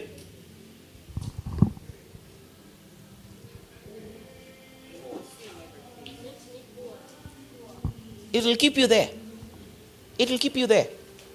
That's why I said this is a radical decision you will have to take. It is not an option. It is not an option. It is not an option. Even if your salary is 300, remove and pay yourself. Let me tell you, many people, they say paying yourself is to, enjoy, go and have beer, or go and buy some shoes, go and buy some dress, go and party. No, sir. When I say paying yourself, what does that mean? For yourself, saving for yourself, because you have a dream. You have a plan. Are we together? Force yourself. Force yourself. You will have to force yourself. So, first is to pay yourself. That is extremely important. So when you pay yourself, because you have a dream to achieve. You have a purpose to achieve. And don't ever think that, at that time, I can borrow money, some relatives will come, do fundraising on my behalf, bring DJ, what? DJ will come only on your funeral. Unfortunately, you will not know. When you are in the grave, nobody is going to tell you how many people danced on your funeral. Save. Pay yourself first. Number 2, getting comfortable with bad debts. What does that mean? Being comfortable with bad debts. Being comfortable with bad debts is like, sometimes you may have debts. I don't want to ask this question, but you know yourself. Some of you may have debts. Am I right? Yeah? Now the question number 1 is, why did you borrow? Is it to save? Is it for spending on someone else?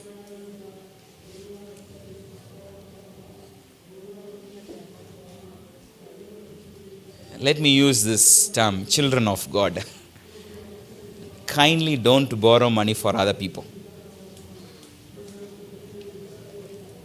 If you want to save yourself, don't borrow money for other people. What does that mean? What does that mean? Oh, my sister is pregnant. I want to borrow money to take care of her delivery. Well, I might sound radical, as I told you. I might not sound politically correct. Don't borrow money for other people. My sister's children are not going to school, so I want to borrow money such that I pay there. What is the rule here? What is the rule here? You yourself, you need prayer. In fact, fasting and prayer. And you want to borrow money for other people. How? Use your brain. Use your brain.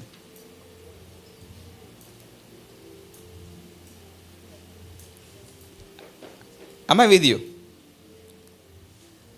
Never, if you have extra money with you, you can part away with something and don't even expect that money back. Be a good Christian. You have some money in the bank. Someone is asking for help. Take a 50,000, 100,000 and say, please, keep this as my contribution. Don't even come back. Keep that. You don't have to even pay back. But why should you go and borrow 1,000,000 shillings for your sister's kids? Are they going to die if they don't go to school? I'm asking you a question. Are they going to die? Because your sister has her own standards. My children can't go to any other school other than this. Really? Really? And at your cost? At your cost and at your borrowing? She may even take that money and squander it. I'm just using an example as I said, it can be anybody. It can be anybody. Am I with you? Never borrow money for other people. Because I've already told you, don't borrow money even for yourself. That should not give you a leeway saying that I can borrow money for other people. No. When you should not borrow money for yourself, don't borrow money for other people. Somebody will come and even cry and say, please, you have connections, you can ask the other one. If you ask, the person will give you. And so, okay, you call the person and say, Sebo, my sister will come, give her 1 million. It is on me. But you have borrowed. Are we together? Even on your list of haircut, if your children are going to very expensive schools and if you're not able to pay yourself, pull them down. No child is going to die if you're going to send them to a school which is going to pay you less. Does it make sense? Does it make sense? Which school did you go, by the way? Poor schools. Are you not flourishing? Are you not able to speak in English? You are able to work. At least God has brought you to this age. So why should you say, no, my children will not go to any other school other than that one? Who told you? Are they going to commit suicide if you take them to another school where they are going to pay less? Put them there. They should also experience life. Don't give them too much comfort. The more you pamper your children, I'm telling you, they are going to be wicked on you when you grow old. Anyway, let me not go in there. Sometimes I get so emotional with respect to that one. When I see parents cajoling and pampering their children, I say, now this one is going to be a victim soon. Let me tell you. Anyway, that is for another one. So, that is habit number 2. Never borrow money for other people. Number 3, not having a stockpile. This is a very interesting point I want to share with you. Now, are you tired? Can you stand up? You have sat too long.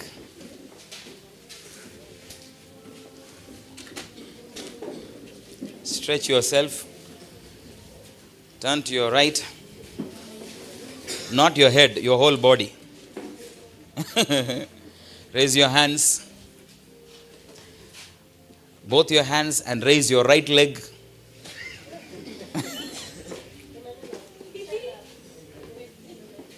Raise your right leg. Stand on your left leg. How many are not able to stand? And you have come to listen to finance. Now, the other leg. Both your hands up. The other leg. Turn around. Yeah, I know. You can use it. We don't want an ambulance here. Kale, take your seat.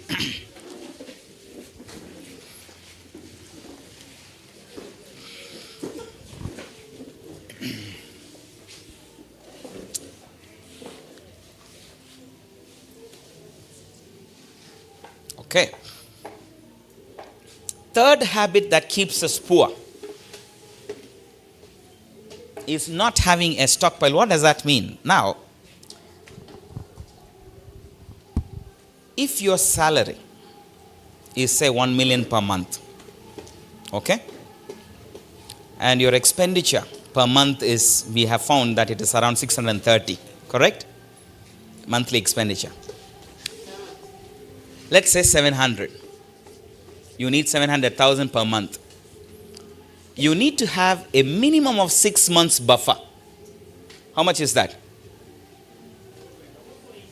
4.2 million you need to have as a buffer.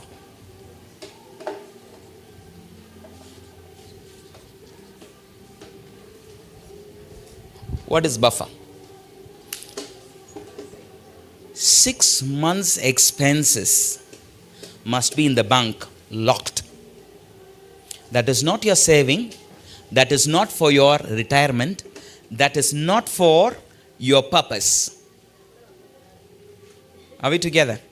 So in other words, before even starting on your home, before starting on your new business, before starting on your work on early retirement, this actually must be the first step beginning from today. Repeat.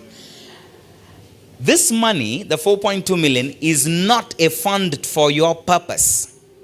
This 4.0 million is not for your purpose of building a house.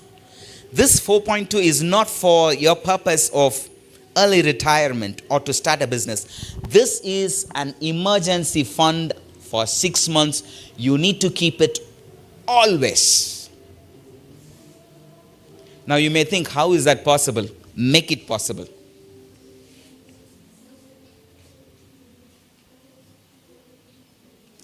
Make it possible. Let me give you this scenario. Ladies and gentlemen, you see, many of you are stressed. Many of you are stressed because you don't see even a shilling in your bank account. That frustrates you. Am I right? Sometimes, you as a man, you look at your bank account, you go to ATM, you know that there is nothing, but you just go to the ATM and look at it and say, okay, one day I will come to you. And you go back home. And it is at that time your wife or your girlfriend says, you see, I need a pair of shoes. But you are wearing shoes already. You get frustrated. You get stressed. Because you don't have. Let me tell you this. Begin to save money. And the freedom that your brain enjoys is just going to be phenomenal. Happiness is not in spending. Happiness is finding money in your account.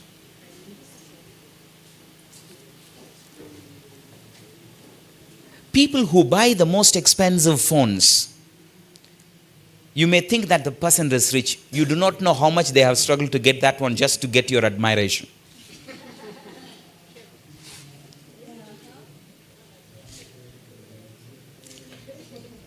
Truth be spoken, that iPhone is not going to give them happiness. Am I with you? Truth be spoken, your expensive suit is not going to give you happiness. Because anything that you buy, the happiness it can give you is extremely short-lived. It may last from few hours to a day. You buy a car, people always ask me, hey, man, you are driving an old car. I said, I am able to transport myself from point A to point B. What is the problem? I can buy any car. It may make me feel big and that's not going to help me. I would rather put that in as an investment somewhere and see that money comes in through that. Not to buy a very expensive car for what? It can even be an expensive coffin.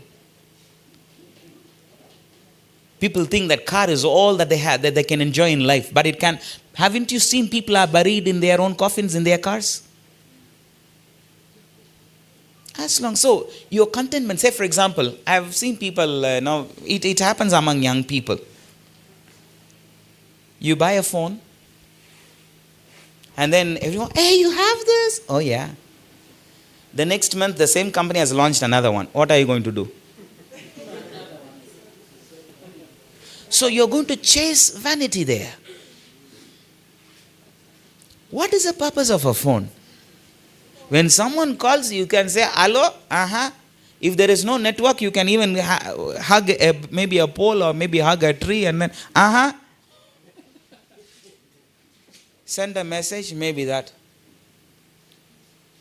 Are you going to launch a rocket with your phone? Just because you have an iPhone, are you going to call the president and say, Sebo, I have an iPhone, please call? No. It is the same phone book. The same lousy people you have around on your phone. Those who are going to call you, they are going to trouble you. Sebo, I need some help because you have iPhone.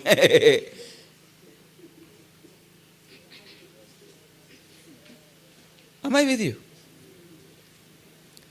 Those things should not entice you at all. Let people gauge you as a poor person based on how you look like and what you have. Doesn't matter. But your inner happiness, nobody knows. Because what? You have what? Money in the bank. Man, I have 100 million in the bank. Even if I go to ATM, I don't have to even take 10,000. But I put my card, take the slip and say, I have how much? 100. Take the ATM and put it back. Don't take money.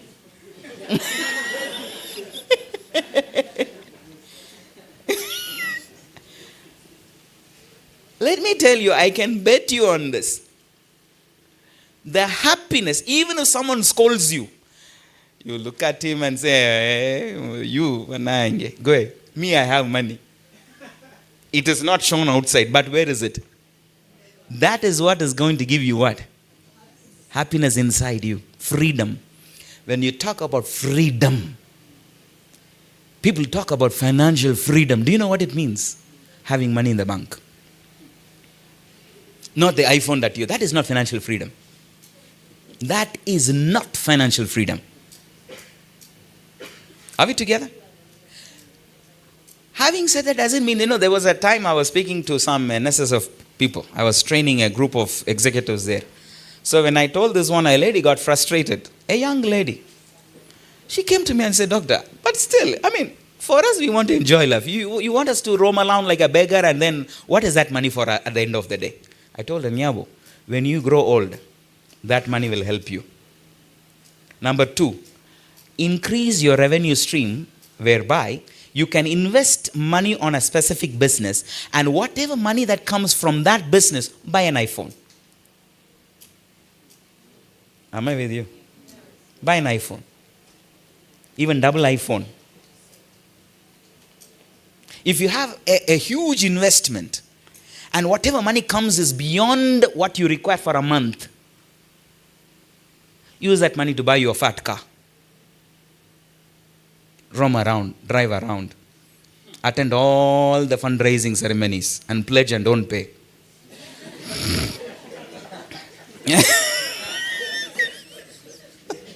That has become a fashion in the Adventist church now.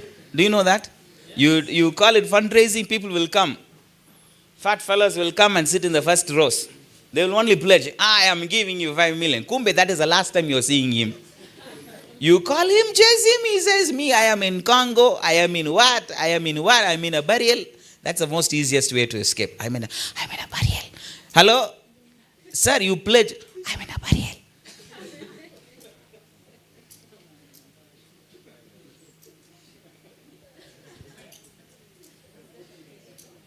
You see, I don't know how many Musda members are watching this. Recently, we had a 50 years Golden Jubilee celebration at Musda. We invited people, what? Then we told them, look, you can pledge for some of our projects because we already have projects running, so you can pledge something. But we are not going to pressurize you. If you are willing to pledge something, you pledge it. You won't believe. That day we collected around 9 million something cash. Pledges, it came up to 22 million.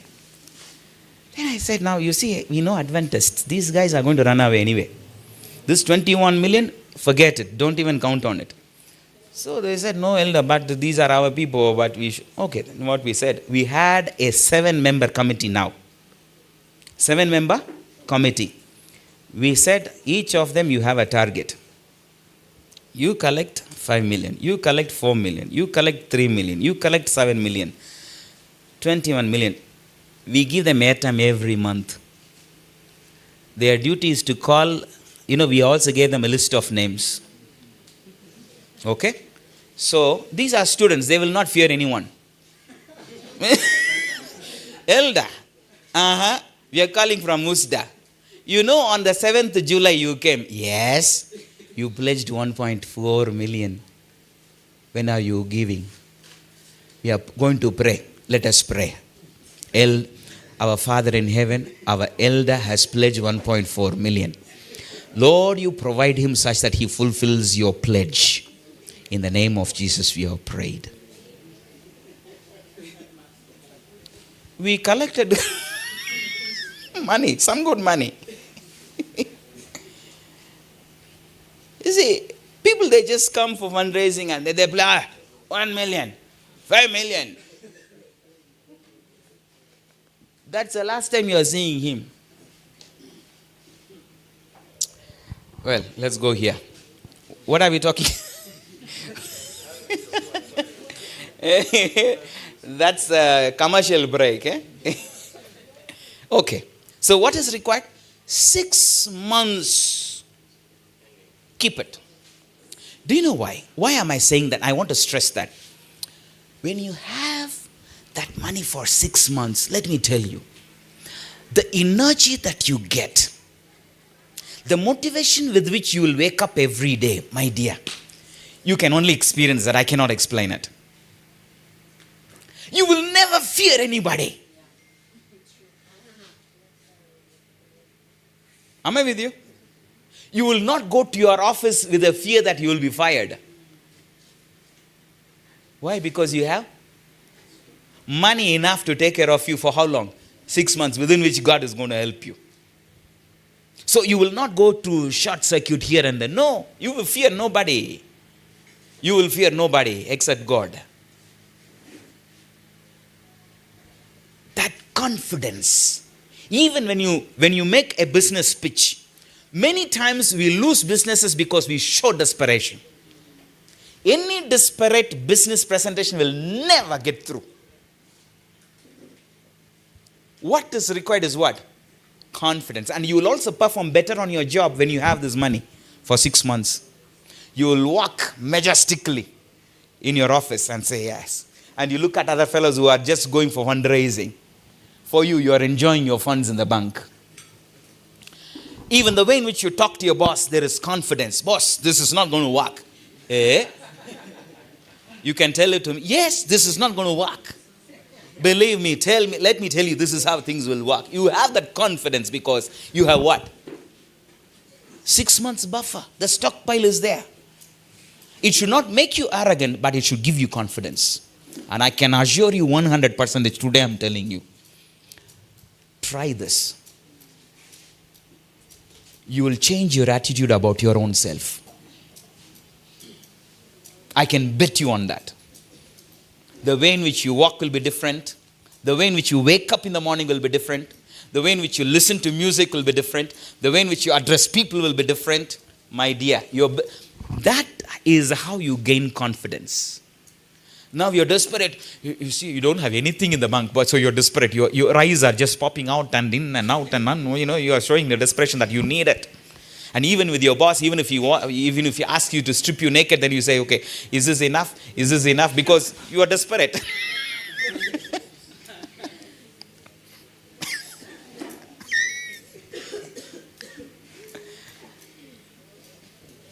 I'm telling you, try this. Just try this. Even if you begin for 2 months, you will see that you feel as if you're grown 2 inches taller. You will sing louder than anyone in the church. Try. You can't fail. Try this. The next one. Not knowing your income or expenses. This is also something that I want to stress on this. Let me tell you, children of God, try to remember what you spent in the last 6 months. As a way forward, have a ledger somewhere. You can open an Excel sheet. You can have a personal diary. List down every expense that you do on a daily basis. Have a ledger. We used to do that at home when I got married 24 years ago. We've been doing this for quite some time. Even now my wife does that, though I don't look into that now. She writes, even if you buy milk, 2,000, she writes there. She does that. She takes time to write it. Why? For what? You will know where to do your haircut. Are we together? You will know where to cut down such that you can increase your buffer. And one point of time, our giveaways will be more than our savings actually. The money that you give away for this one, that one, this one, that's okay. Because at one point of time, you'll enjoy doing that, giving away. But not at the stage of starting. It's very important that you need to withhold every penny, every shilling. Where you can go by taxi, go by taxi. Don't take a boda, because that is expensive. You will save that 1,000 shillings there. You will save that 500 shillings there. Try to save money. Okay, so make a ledger of what you have spent, and what you have received as income. This is extremely important. Okay, that will help you to do where you must focus and do the haircut. The next habit is expensive hobbies. Well, I don't know, it may be applicable for you. Some of you have expensive gym subscriptions. Yes or no? I don't know. Some of you may go to gym. But you know why you are going to gym. You don't go there to exercise.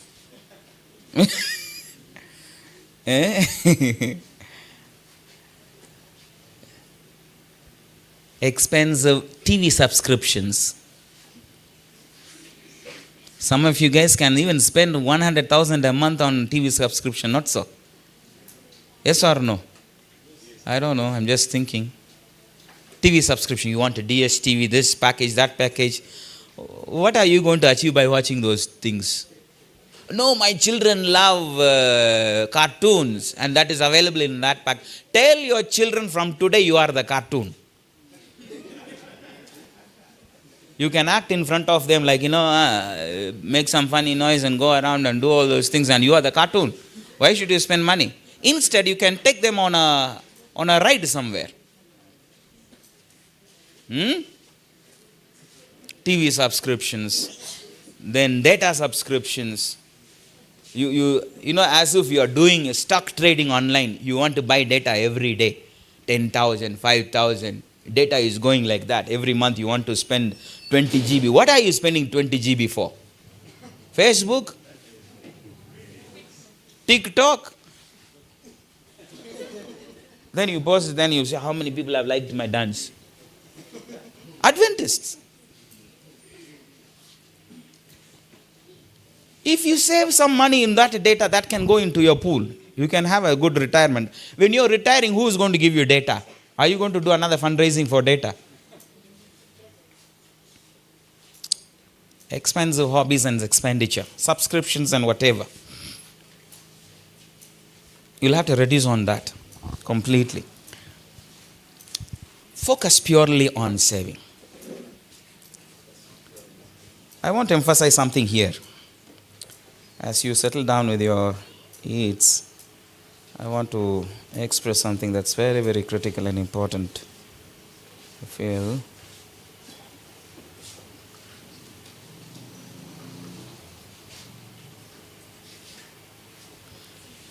I think we spoke enough about focusing more on savings. Let me tell you, by focusing more on savings, along the way you should also know where to invest productively. Productively. Don't squander your hard-earned savings on unproductive businesses. Businesses should not be on assumptions. I think it will work. Okay. Why don't you think that it will not work? You want to spend your hard-earned money because you thought about it. Then later you discover that it is useless. You remember? You hired people whom you couldn't fire. You wanted to run a business you can't inspect, and you want to expect returns from those businesses. Then you get stuck and say, you see, I've been praying. Please pray for me. How? You made all those fundamental mistakes right from the beginning. So who can save your business right now? The money is gone.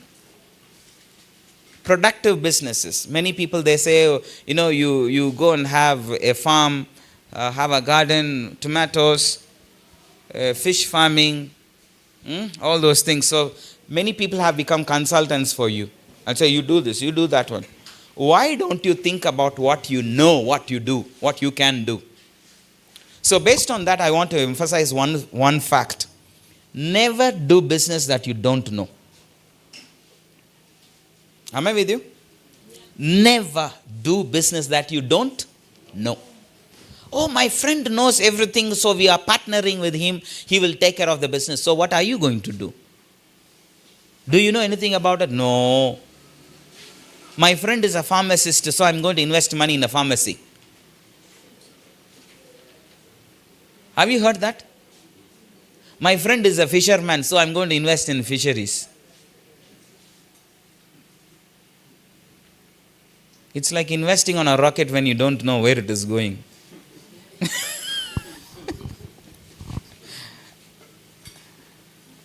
I think we need to become serious, friends. Many times we do business, along the way discover, this thing is not for me. But what made you to think that that thing is for you initially?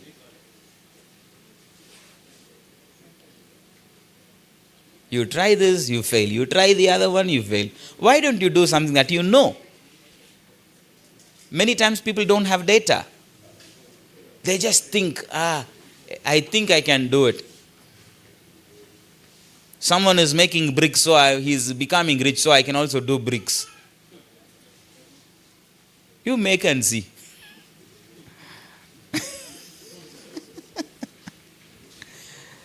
Someone is doing social events manager. So what is it? Just buy a few tens and hundreds of chairs, people will give you. Oh, okay. Even the church will not contract you. I've seen many people saying that. The church, they are buying food every week. And me, I am going to be a chef. Okay.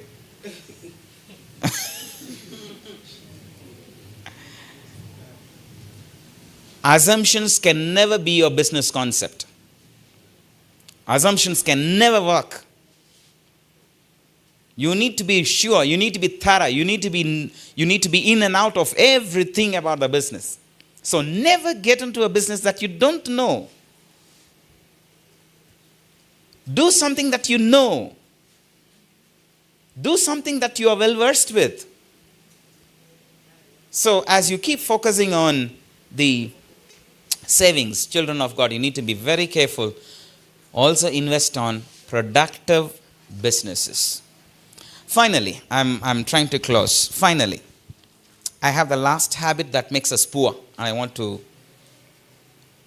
to emphasize on this. What do you read? Too much ego. Very low.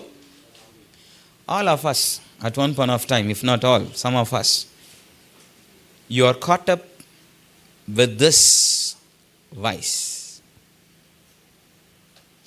Ego. What does that mean? Let me explain.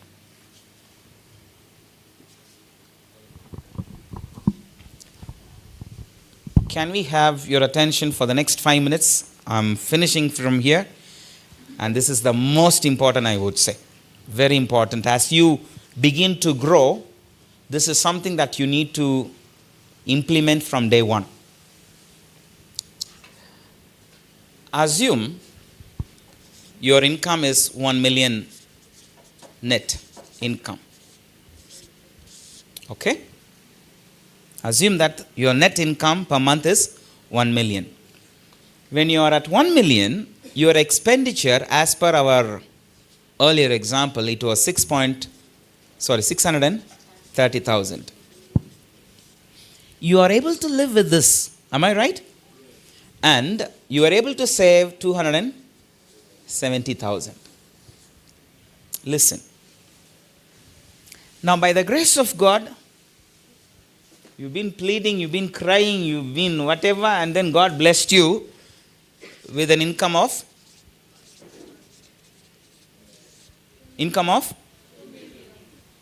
somehow God gave you a windfall and said, okay, keep this. I gave you promotion or maybe some increment. Have this. So from nowhere, your income from 1 million jumped to what? 2 million. What will you do?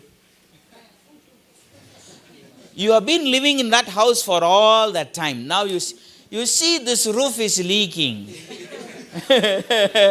I think we should go to another house. You see, we are living in a slum. Look at these neighbors. All those guys. You look so frustrated when you look around your neighbors. So now you want to go from where you are to another place, Kololo. You say now we've been living in ghetto. Because your income was 1 million. Now that it is, you want to now. So, you try to expand everything. Now you have never gone to restaurants regularly, but now you say now, you see that chips from that shop. No. They are frying with water. Not oil. Let's go now to another hotel, restaurant where they fry chips with what? Oil. That chicken sometimes, those guys are not frying properly. In the middle of eating, the chicken even wakes up and says no. So you want to go to another shop where they fry the real chicken when it is dead. All these things come when? Because you have got what? More money. But you have been living with that 1 million and still saving the 270. Let me tell you, the Indian way. I'm a Ugandan now, by the way, but I can't forget my roots. And I have not forgotten the lessons that I learned from my father and my relatives. Okay? So, what we do, listen to this. What we do, we will maintain the. Are you listening? We will maintain the 630. And my savings from that time is how much now? Can I retire early? Can I retire early? Can I start my business early? Can I finish my house early? Thank you. So when you see a Muindi guy coming with nothing and then he starts his small shop, then he expands. Then even he vacates the entire compound and he is there alone. How? He will never expand his expenses based on his income.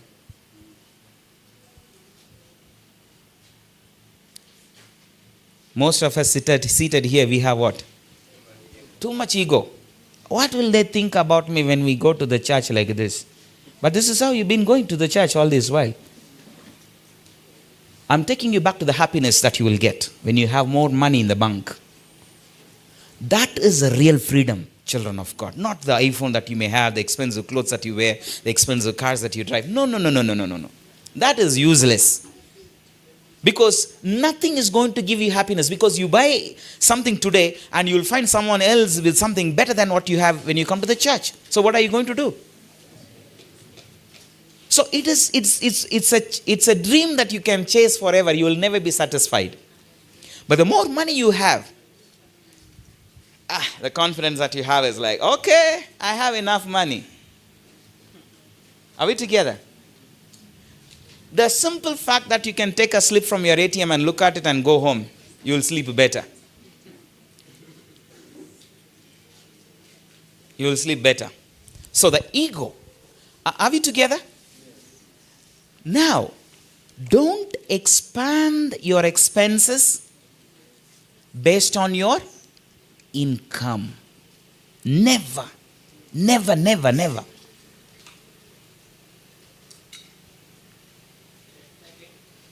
Never expand. This is called expenditure elasticity. You try to expand your expenditure based on your income. No, never do that. So the extra income that you have, now let me also give you another trick. You see, when you come to my home, I don't know how many of you, but some of the online, maybe if you're a Muslim member or whatever, like you might have come home. For the past 17 years, I'm in the same house. Are we together? If you come to my home, my dining table is slightly bigger than this.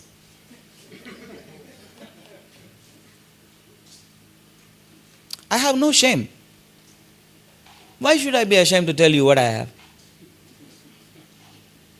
Am I here to satisfy your ego? I don't massage anyone's ego. For that matter, I don't have.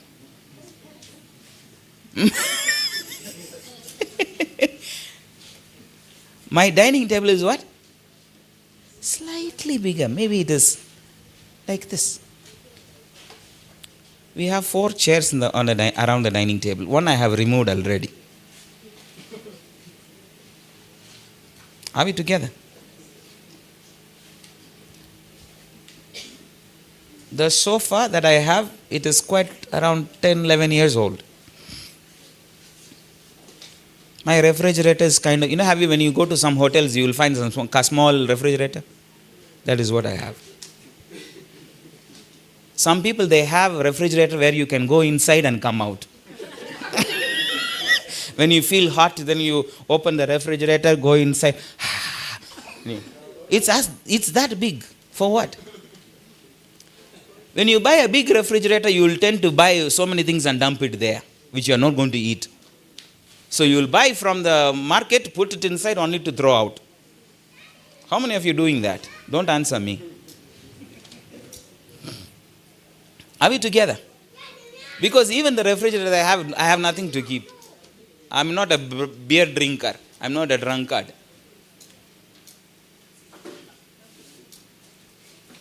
Am I with you?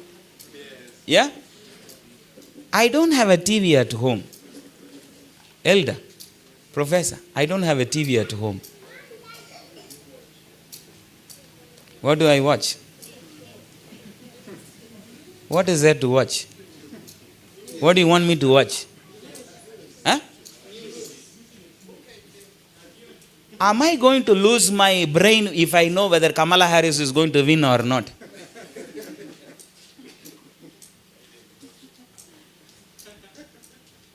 Let you be the first one to know that something has happened in Gaza.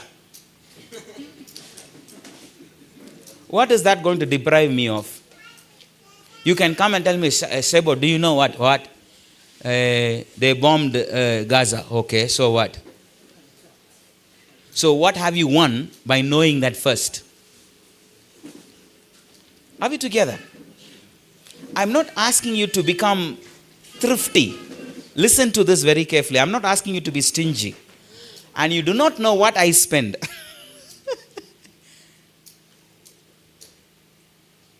I can even go up to Entebbe just to have a cup of juice with my wife. Are we together? Every Saturday night, don't bother me. For the past 24 years, I've been doing this. I come from the church, that whole evening is for my family. They will decide where to go and eat. They will decide. You want to go to Mukono? We drive. We can even come back early morning on Sunday. You want to go to Kayunga? No problem. You want to go to Masaka? No problem. Just to have one meal. So you don't know what I could spend on. But I had not tried to expand my expenditure based on my income. Let me give you this, finally, as I close. You see, there are times in life, listen, there are times in life when I also had nothing in my bank account. Are we together? There were times even now, during my business or whatever, there were times when I had nothing. And I think I explained that in the first edition. The kind of losses I went and the lessons I learned. I told you that. Those were my toughest times of life. But let me tell you, nobody knew except my wife. Why? Why?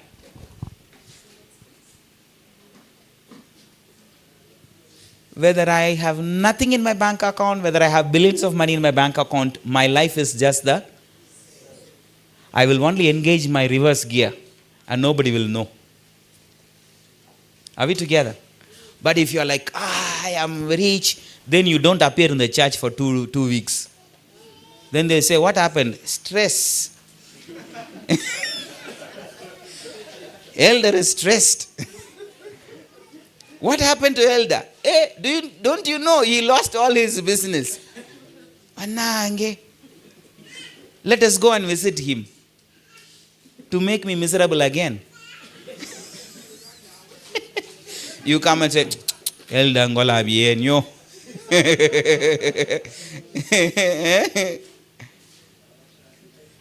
Are we together? So when you maintain a specific lifestyle, nobody will know what is happening to you. Because you don't have what? Ego. Many people suffer, let me tell you, in church. In church, many people suffer because they want to maintain a style. Are we together? They want to show, hey, we are there. And you want to be there even when you don't have anything. And to maintain that, to be there, you go and borrow money because now you have a social capital because they know that you are good or well off. So they give you money. But what are you spending the borrowed money for? To keep you there. Does it make sense? I have a friend. In fact, we studied together. We went to school together.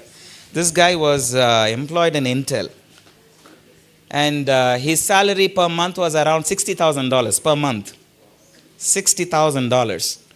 So the guy was employed by Intel Corporation, Integrated Electronics, the ones who are making those microprocessors. $60,000. So before 2010, he bought a house. Okay, he bought a house for $1.5 million. Beautiful house. 7-bedroom with a swimming pool. And the house was in 1 acre in California. $1.5 million. And when, he put a video. He put, to see the entire house on a video, it takes about 15-17 minutes. This is toilet. This is a bedroom. This is a swimming pool. This is a garage. This is the dog house. 17 minutes video. I said, now, why should this guy do this? Just because you get $60,000 per month, you should not be squandering money like this. What if tomorrow someone tells you that you'll have to go out of this country? Lo and behold, within a year, in fact, most of the money that, in the US, most of these fellows, they live on mortgage. You may think, he's in the US. Kumbe the guy, you are better off than those fellows who are in the US actually. I'm telling you the truth. Most of their houses are on mortgage. 30 years, 35 years, even beyond your death. So, the guy, the whole house was on mortgage loan. So I was like, no, this guy, what is he going to do? Now, unfortunately, during the recession, he lost his job from Intel. From that month, $60,000. But he has to pay around $10,000 or $20,000 to the bank, the mortgage. The guy, he didn't know what to do. He was like borrowing money because people knew him, and so they started lending him money. So he borrowed $100,000. Then another month he borrowed another $150,000. Then after that, when he knew that he can't survive to keep him there, he just had to abandon everything, take an aircraft and come back home until he found a job somewhere in India. Are we together? Are we together? So when you get money, don't show off. Keep to yourself. Are we together? Don't just throw parties, inviting people for your birthday party. You have not celebrated. You don't even know your birthday until that time. But when you get your money, you invent your own birthday. Please come, church. Thanksgiving.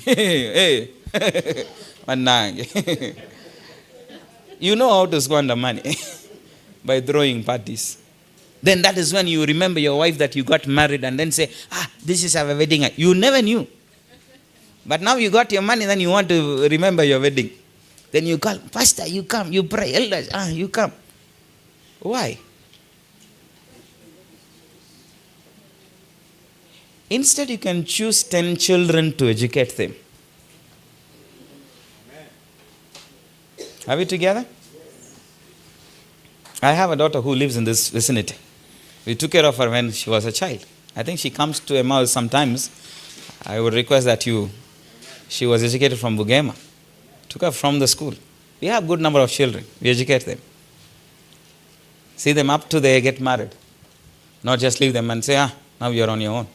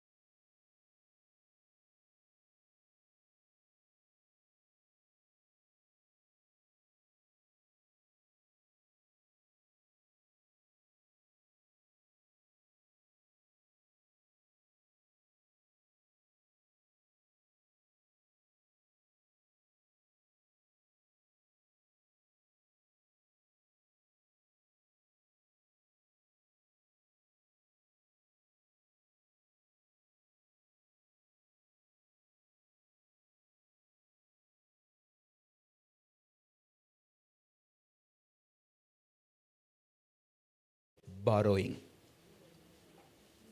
And I have already given you disclaimers. Never borrow money to start your business. No.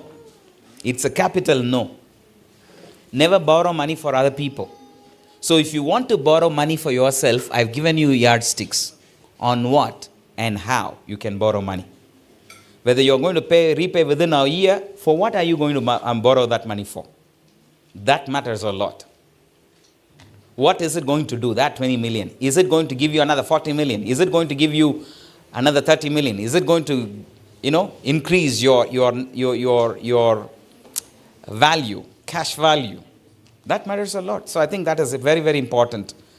Number 2, is it okay to borrow money from a church member elder? I'm telling you, don't borrow.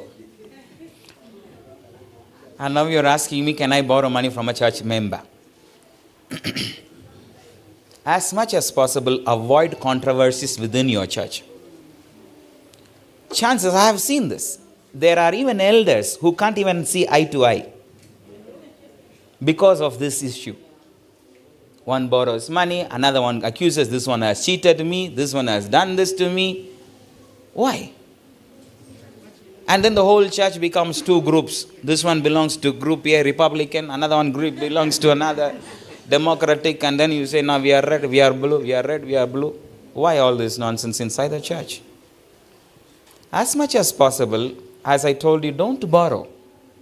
Unless you have a very strong reason how you're going to use that money to multiply. It's very important, so don't borrow. Elder, I want to be healthy. Are you saying that I should not eat well by restricting my expenditure? I don't know what you meant by eating well. Whether your income is 1 million a month, listen to this very carefully. Whether your income is 1 million or whether your income is 100 million per month, the quantity of food that you are going to eat is not going to increase. Just because your income is 100 million, are you going to eat 10 plates a day? You will die the following day. Are you going to drink 15 liters of milk every day? You will die that night.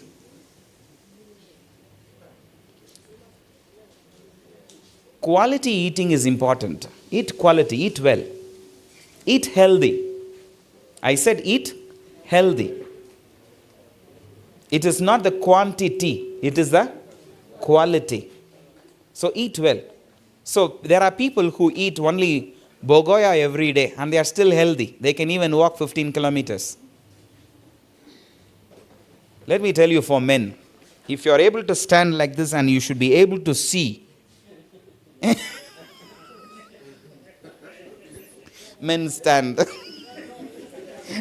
I don't want to embarrass anybody, but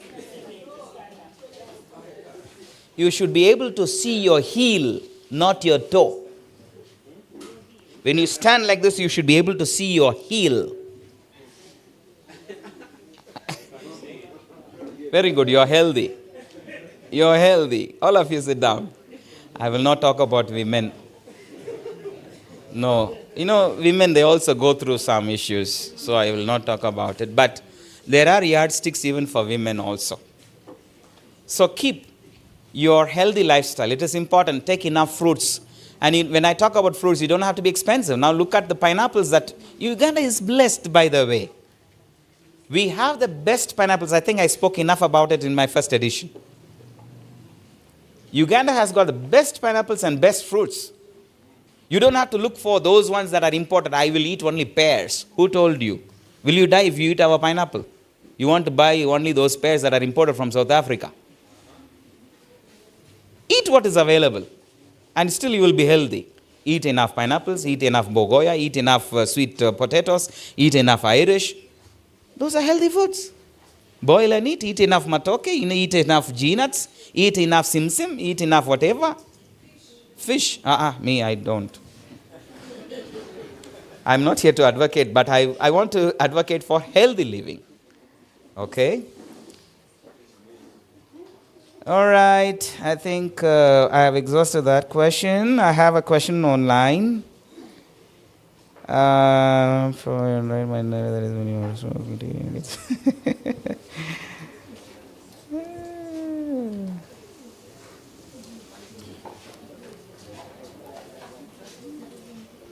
Okay. I think I covered this question also.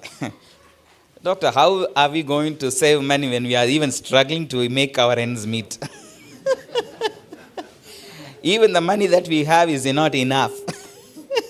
Now you're talking about investing, you're talking about savings. How? That's the one question. That's a very good question. As I told you, it's in your mind. It's in your mind. Even if your income is 50,000 a month, still you can save. Don't ask me how. Your brain will answer that. I've told you how to do haircuts. I've listed down, right? you are unable to make your ends meet because you have too much on your plate which you have contracted yourself. You want to volunteer everything. Someone is dead in the village. You want to go and bury that fellow who you don't even know. And you carry the entire house in your car. You are driving, 300, 400 is out for that month. Why don't you look for people who are already going if you really want to bury them? You can't bury everybody, by the way. And you can't marry everybody. So I think those are some of the things. Yes, if I think he has mentioned that. If you had already been caught up in a debt and you're unable to come out of it and still you are unable to save it, I will give you a formula. Many of you may have debts. Not one. Debt 1, 2, 3, 4, about 5. Here you got 1 million. Debt number 2, 2 million. Debt number 3, 100,000. Debt number 4, 500. Debt number 5, let's say 50 million. It's possible, right? You may have many debts. So, if you have many debts, what should you do? This is called debt management, personal debt management.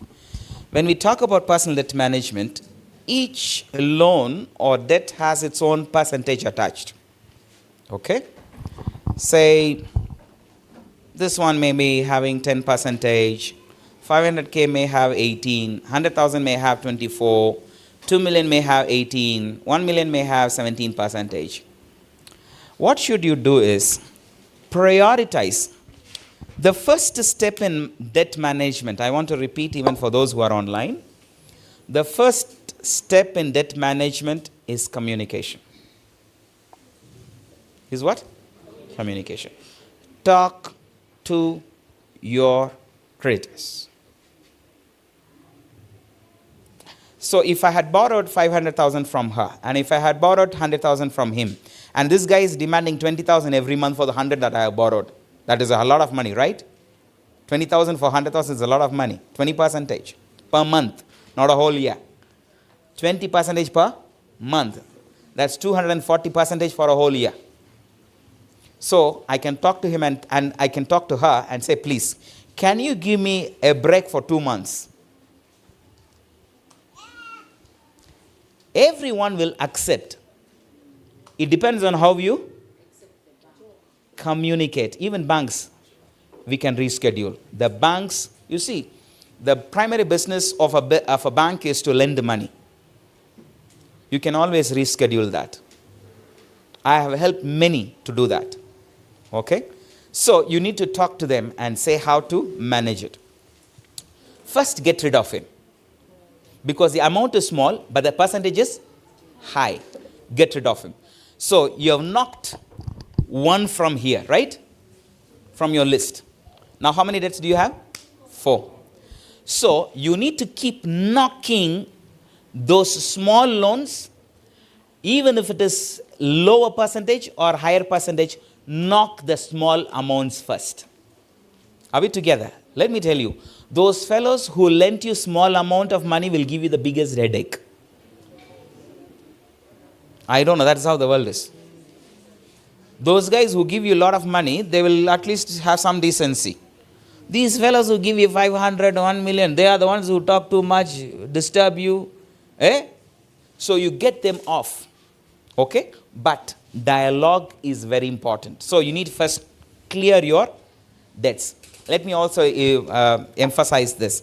If you have too much debts and you can't save, first fix your eyes. Let me emphasize that. Fix your eyes to clear one by one. Okay? Now, if you have cleared this one, please listen to this. If you have cleared this one, anyway, you are able to pay 20,000 per month, correct? As interest. The day you clear this 20,000 will become what?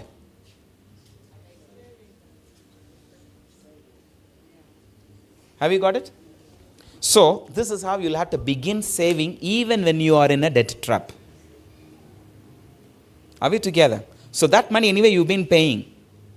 So the day you clear that debt off, remove that money and put it as your, even if it is 20,000 per month, it is a saving. It is a saving. Don't look at, only 20,000. Doesn't matter, save. After 10 months, at least it will become what? 200,000. Are we together? So begin doing that. So debt management, the first step is communication. And then manage the debt by clearing off the small loans out of your way first. And those ones that are of high interest, talk to them and renegotiate and reschedule. Every money lender will comply to this because at the end of the day, they need their money back. Are we together? Because there is no use of putting you in prison for 6 months because after 6 months, you are going to come back anyway. So that is not the objective. So I think debt management, it is very easy as long as you have the will and communicate appropriately. What are unit trusts? Unit trusts are safe investments, or I would say deposits. Like, for example, every bank has got a unit trust account, unit trust fund. Unit trust funds are usually very low percentage. It can range about 6 to 9% depending on the bank, depending on the company that gives the unit trust fund. So these are trusted deposits, meaning it's like fixed deposit. It's like fixed deposit. So once you put your money there, your money, your capital, your investment is safe, and the percentage of interest that they promised you at the time of depositing the money, that will be honored. So that money is safe, but the returns may not be attractive, but the money is safe.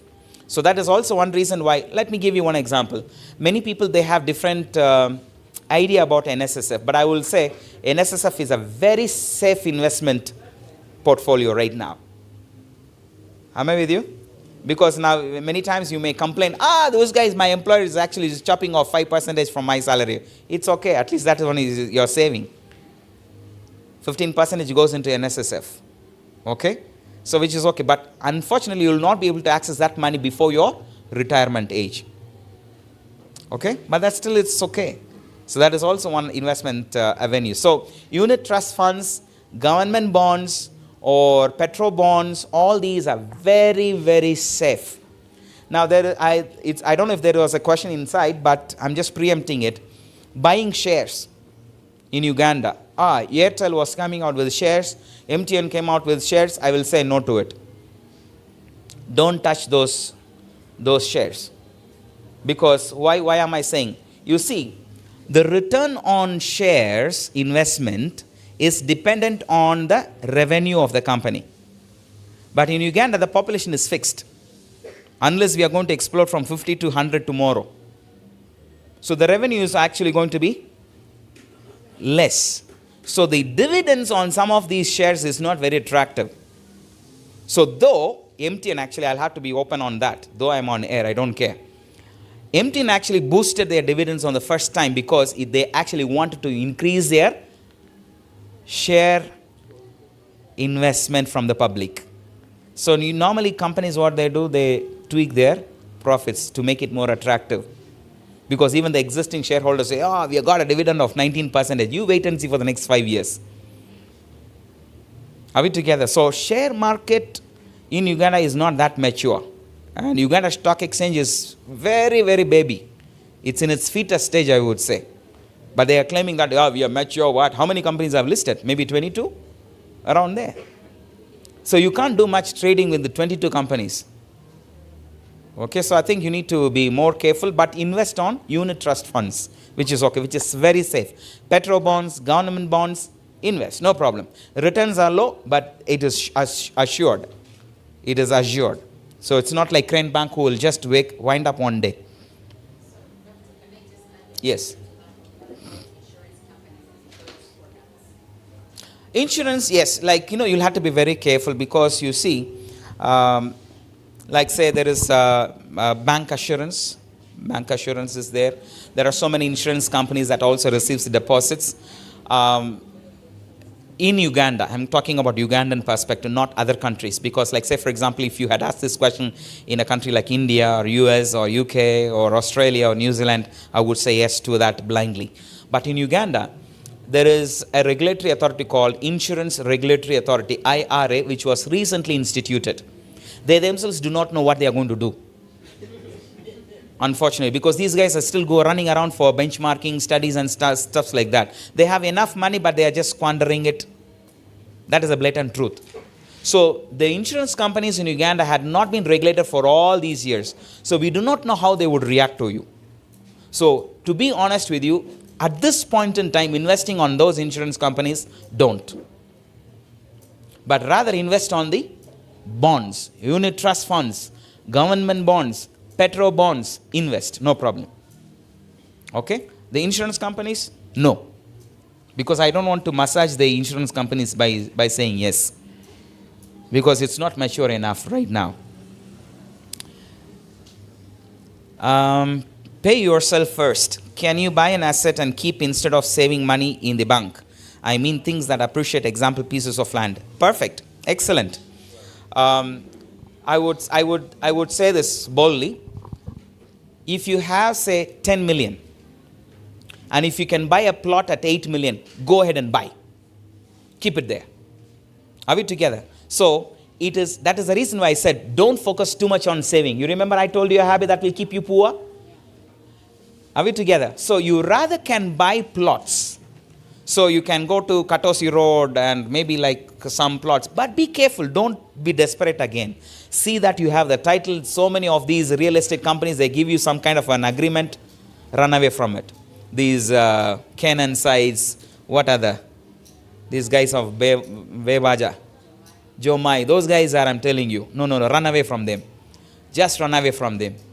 Those guys are thugs. Most of them are thugs. And they give you just kind of an agreement. That one is useless. You will not be able to sell anything. One day they will also confiscate what you may have. People have already suffered. I have examples. That is the reason why I'm telling you boldly, don't. As long as you have a titled land, a plot, if it is a 8 million, 11 million, 15 million, please go and buy. Let me tell you, money put on land is much better than putting money on gold. And in Uganda, land prices actually appreciates at the rate of 50 to 70% every year. 50 to 70% every year. And this is a very big investment area. I can, since somebody has asked about real estate, let me tell you this. Since 2018, just pre-COVID and post-COVID, I know many of my friends who were running industries, who were running powerful businesses, had sold off everything, lock, stock and barrel, and now they have started investing money on real estate. Why? Because real estate in Uganda is the most highest booming in the whole world. Not even Kenya. Real estate business in Uganda is on top in the whole globe right now. I know a friend who recently came. She is actually from the US, but she came here to invest. They had spent close to $130 million on real estate. $130 million. Now, recently they finalized a land, a huge chunk of land, 4,800 acres in Fort Portal. 4,800 acres in Fort Portal.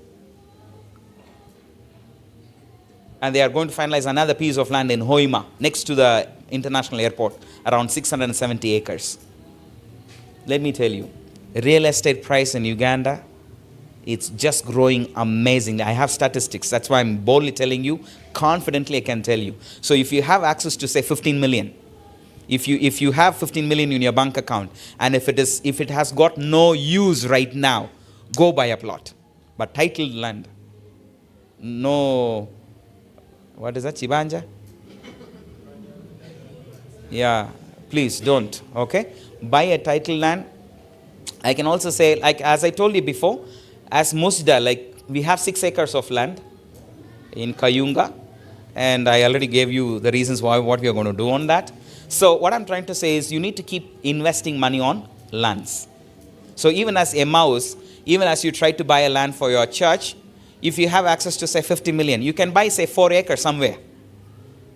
Are we together? You can buy 4 acres somewhere, start planting something, and that money will help you to buy the other.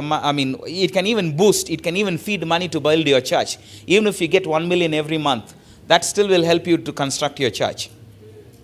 Okay, so you have that vision, and I'm glad that you have powerful leaders who can lead you on that investment path. So please buy land.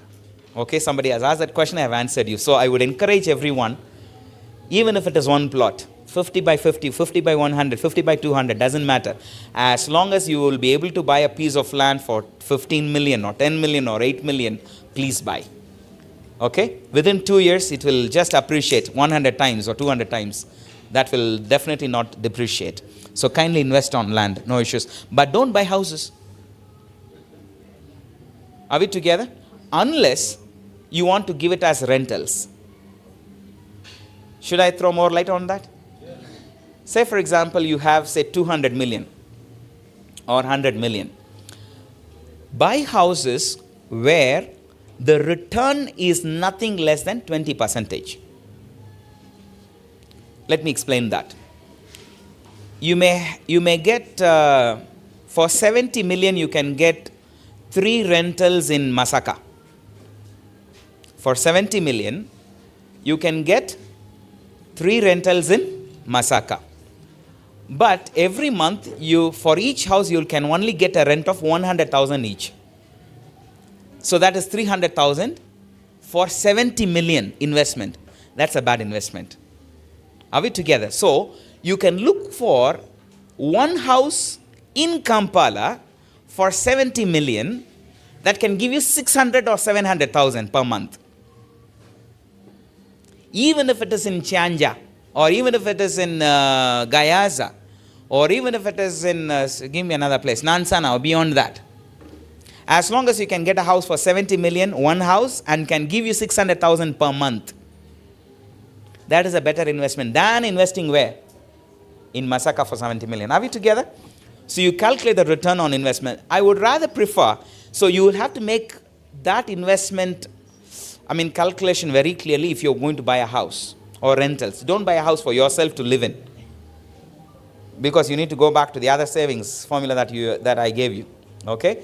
So, but if you can buy land and leave it there, that land appreciation is much more higher than buying a house.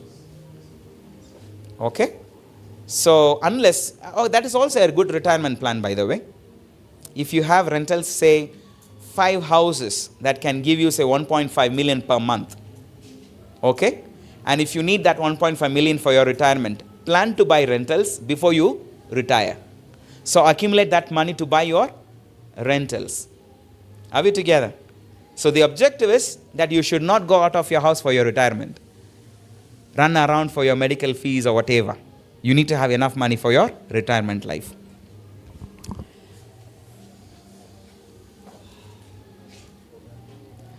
I think government bonds and security, I think I have spoken about it.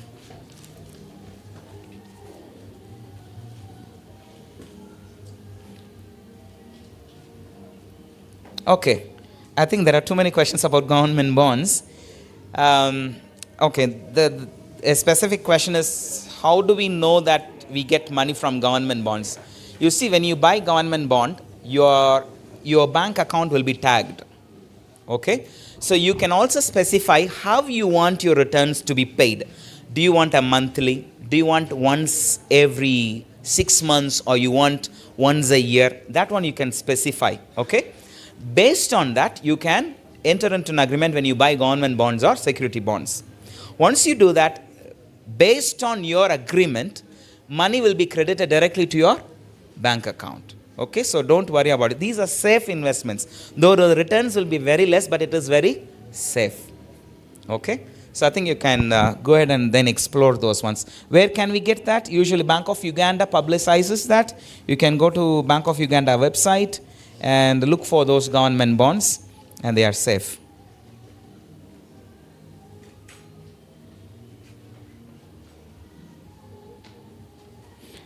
Okay. What principles govern family businesses, especially in the Indian community? And what is your view about saving money and investing it? I think I just mentioned that. About family businesses. You see, in most of the family businesses managed by the Indian community, as I told you before, everything is black and white. Okay? What is your role? What will you get? Period. And there is high level of transparency and openness in the Indian business, the family businesses that are run. So if a wife will go and run the business, maybe the son will go, maybe the daughter will go, but there is a high level of transparency. But that is what is absent here. Many times when a wife runs a business, the husband does not even know what's happening in the business. Am I right? The day she closes, that's when she will announce, my dear, my business is finished. Because she has been eating the capital. You get the point? So I think high level of transparency. When it comes to family business, exceptional transparency is important between the husband and the wife even. Because in Uganda, I think the culture, I don't know what you talk about, that's not going to help you anyway. The husband doesn't tell the wife what is happening. The wife doesn't tell the husband what's happening. So your money is your money, my money is my money, but sometimes your money is all my money. That should change.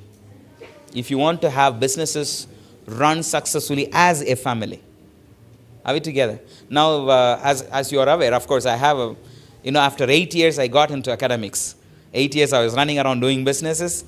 Then by the grace of God, I got this good opportunity. And my parents, one time when I visited them, my mother was saying, okay, we are not happy about your businesses because that's not the reason why we sent you to school.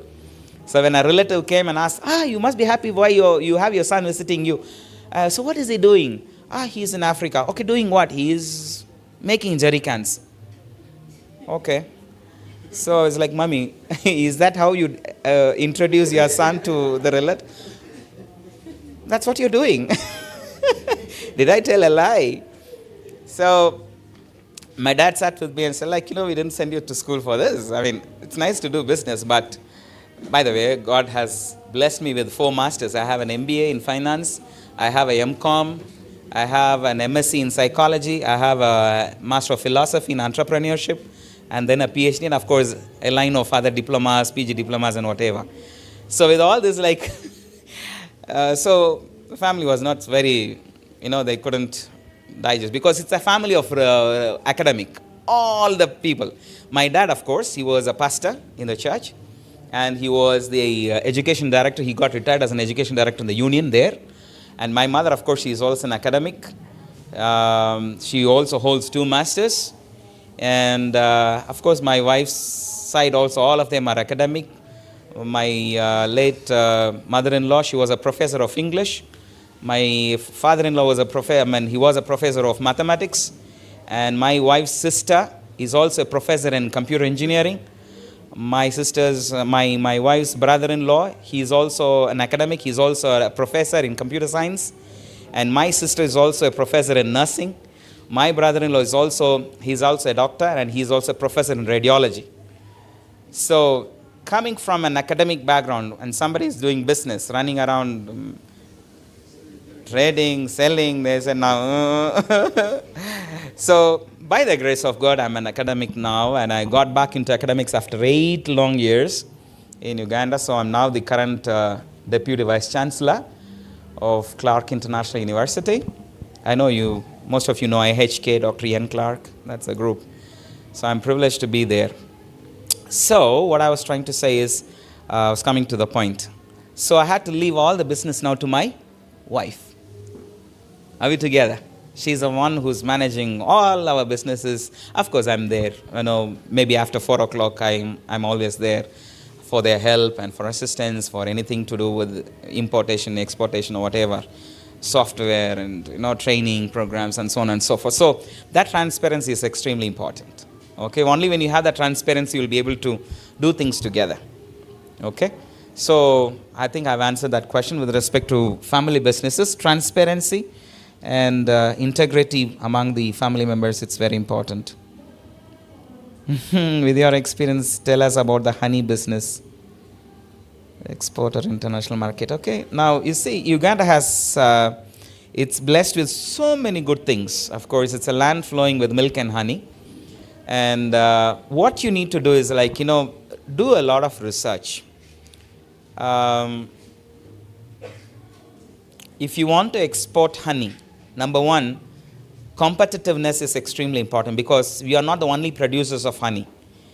Unfortunately, in the honey business, Ethiopia comes in. The advantage for Ethiopia is their nearness to the shore, the port. But for us, we'll have to go from all the way from here to Mombasa by road, then from Mombasa onwards. So which means our pricing must be lower than Ethiopia even after it reaches Mombasa. So the supply chain you'll have to work out. I think I mentioned that in the first edition about my pineapple business. I got a huge order from UN for pineapple, exporting 5 tons every week. I roamed the whole of Uganda, and when I sent the samples to the UN base in Abu Dhabi, where they have the food lab technology or whatever, lab testing, they called me, actually from the lab, they called me directly and said, "Are these pineapples really from Uganda?" I said, "Yes. We have been in this business testing food items for the past 18 years. I have never seen a pineapple like what you have sent us samples. Each pineapple weighing 3 kilograms. I went all the way to Kayunga. I went to Zirobwe. I went to the place, what is that place called? Liantonde. I went to Rubare. I went to Kabale. All these places just to get samples of pineapples. The best was Zirobwe. That is what was chosen by the UN. Because they called me and they said, "Now, we have never tested a pineapple, tested a pineapple as good as the Ugandan pineapples. Can you supply this consistently?" Because each pineapple weighed 3 kilograms. And according to them, the best pineapple is from Costa Rica. There is a country called Costa Rica. That is the best pineapple under the sky according to them. And each pineapple, it can't go beyond the 900 grams. And they are the sweetest. But they said, "My dear, the samples that you have sent, they are the biggest and they are the sweetest." And for 1 kilogram, I quoted actually $1.5, 1 kilogram. So each pineapple, it would give me $4.5. Did I win the bid? I couldn't because of the supply chain. Because it has to be transported by reefer. Reefer is air-conditioned containers from here up to Mombasa. So the cost from here to Mombasa for a container on a reefer is around $3,200. An ordinary container is about $2,100 only. Then from Mombasa to Abu Dhabi. So I abandoned the sea route. I went to Emirates. For each kilogram, they charge $1.4, but my quote was $1.5. So I entered into negotiation. Of course, Uganda Airlines is there right now, but we need to really sort it out. Of course, that is one logistics which Ugandan businesses are going down. We have the best produce. With respect to G-nuts, let me tell you, we have the best G-nuts. In one pod you can even find 4, which is very rare. Very rare. And also the bulkiness of the G-nuts. It's full inside the pod. It doesn't shake. Those are some of the plus points we have. Of course, the Chiroko that we have, people from Soroti. What do you call it? Chiroko? That is one of the best also. In fact, UN consumes the largest quantity of Chiroko. But we are unable to export it because of the logistics. Ethiopia runs faster on that. Zimbabwe wins on that, Chiroko. But we have the best Chiroko. We have the best pineapples. We have the best mangoes. But when you go to Kamuli, my dear, during mango season, you will find the whole district smelling mangoes. But you can't export. And when you get into a mango, whatever, all those mangoes are down. I have a friend who has 80 acres of mangoes. And when you go during the season, you will feel like crying because all those mangoes are fallen and rotten on the ground. Because even the cost of plucking and transporting is not the cost of selling because of the logistics. So Uganda has got a lot of negatives. Yes, we have the best produce, but we are unable to export it because of that logistics. So honey, if you can't export in bulk, you can export in retail. Like say 500 kilograms a week, which can work for you. So you need to really look for supermarkets that can buy directly, like say for example supermarkets in Dubai. You Google, you spend more time. When you begin to spend more time online researching your items than the time you spend on TikTok and Facebook, you will be very far. You will be very far, I can bet you on that. I can really bet you on that. You can find the best supply chain, you can get the best buyers online. Because there are people, suppliers and even buyers for my businesses, I had never seen them face to face. Never, not even once. But we are doing business for years. Are we together? So everything is online. So I think you need to really go beyond. Use your phone, whatever phone you may have. Use your data, not to spend watching other people's status or what, all those nonsense. Like, you spend 15 minutes, 1 hour, 2 hours in your toilet and you see all those things, and then you even forget what business you were supposed to do that time,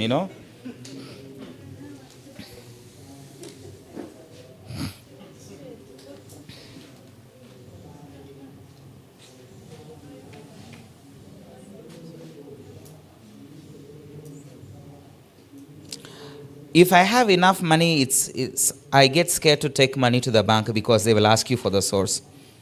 They won't. Don't take all the money at one go. If you have, just in case if you have, say, 500 million, take 20 million at a time. Keep rotating it. Or the best thing is go and invest in the bonds. If you have that money, don't store it in your bedroom. You will lose it one day. So if you are unable to trust banks are trustworthy. These days they don't even ask you how you got the money, depending on the bank. Are we together? Nobody has asked me. Unless you look like a thief. And you go and you run around, sit in one corner, then you move to another one, and you say, I want to deposit money. They'll say, where did you get that money from? Why? Because bank's business is to receive your money and then lend it out. So why should they ask you questions? When they would ask questions is when money comes from another country. Are we together? When money comes from another country, say $50,000 comes into your bank account, they'll ask you, why is this money for? What for? Who is sending? For what? Things like that. But those things came up only after 2018, not before. So those are new regulations. So you don't have to get scared about it.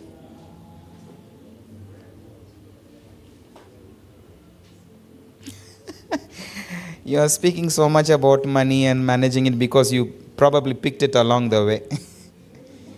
No, sir. I came to Uganda with nothing. Well, I'll give you my story since that question has come. Maybe you will think, maybe I came across some windfall somewhere. No. 19 years ago, as a principal of Manipal University. I was a principal for 10 years for Manipal University here in Uganda.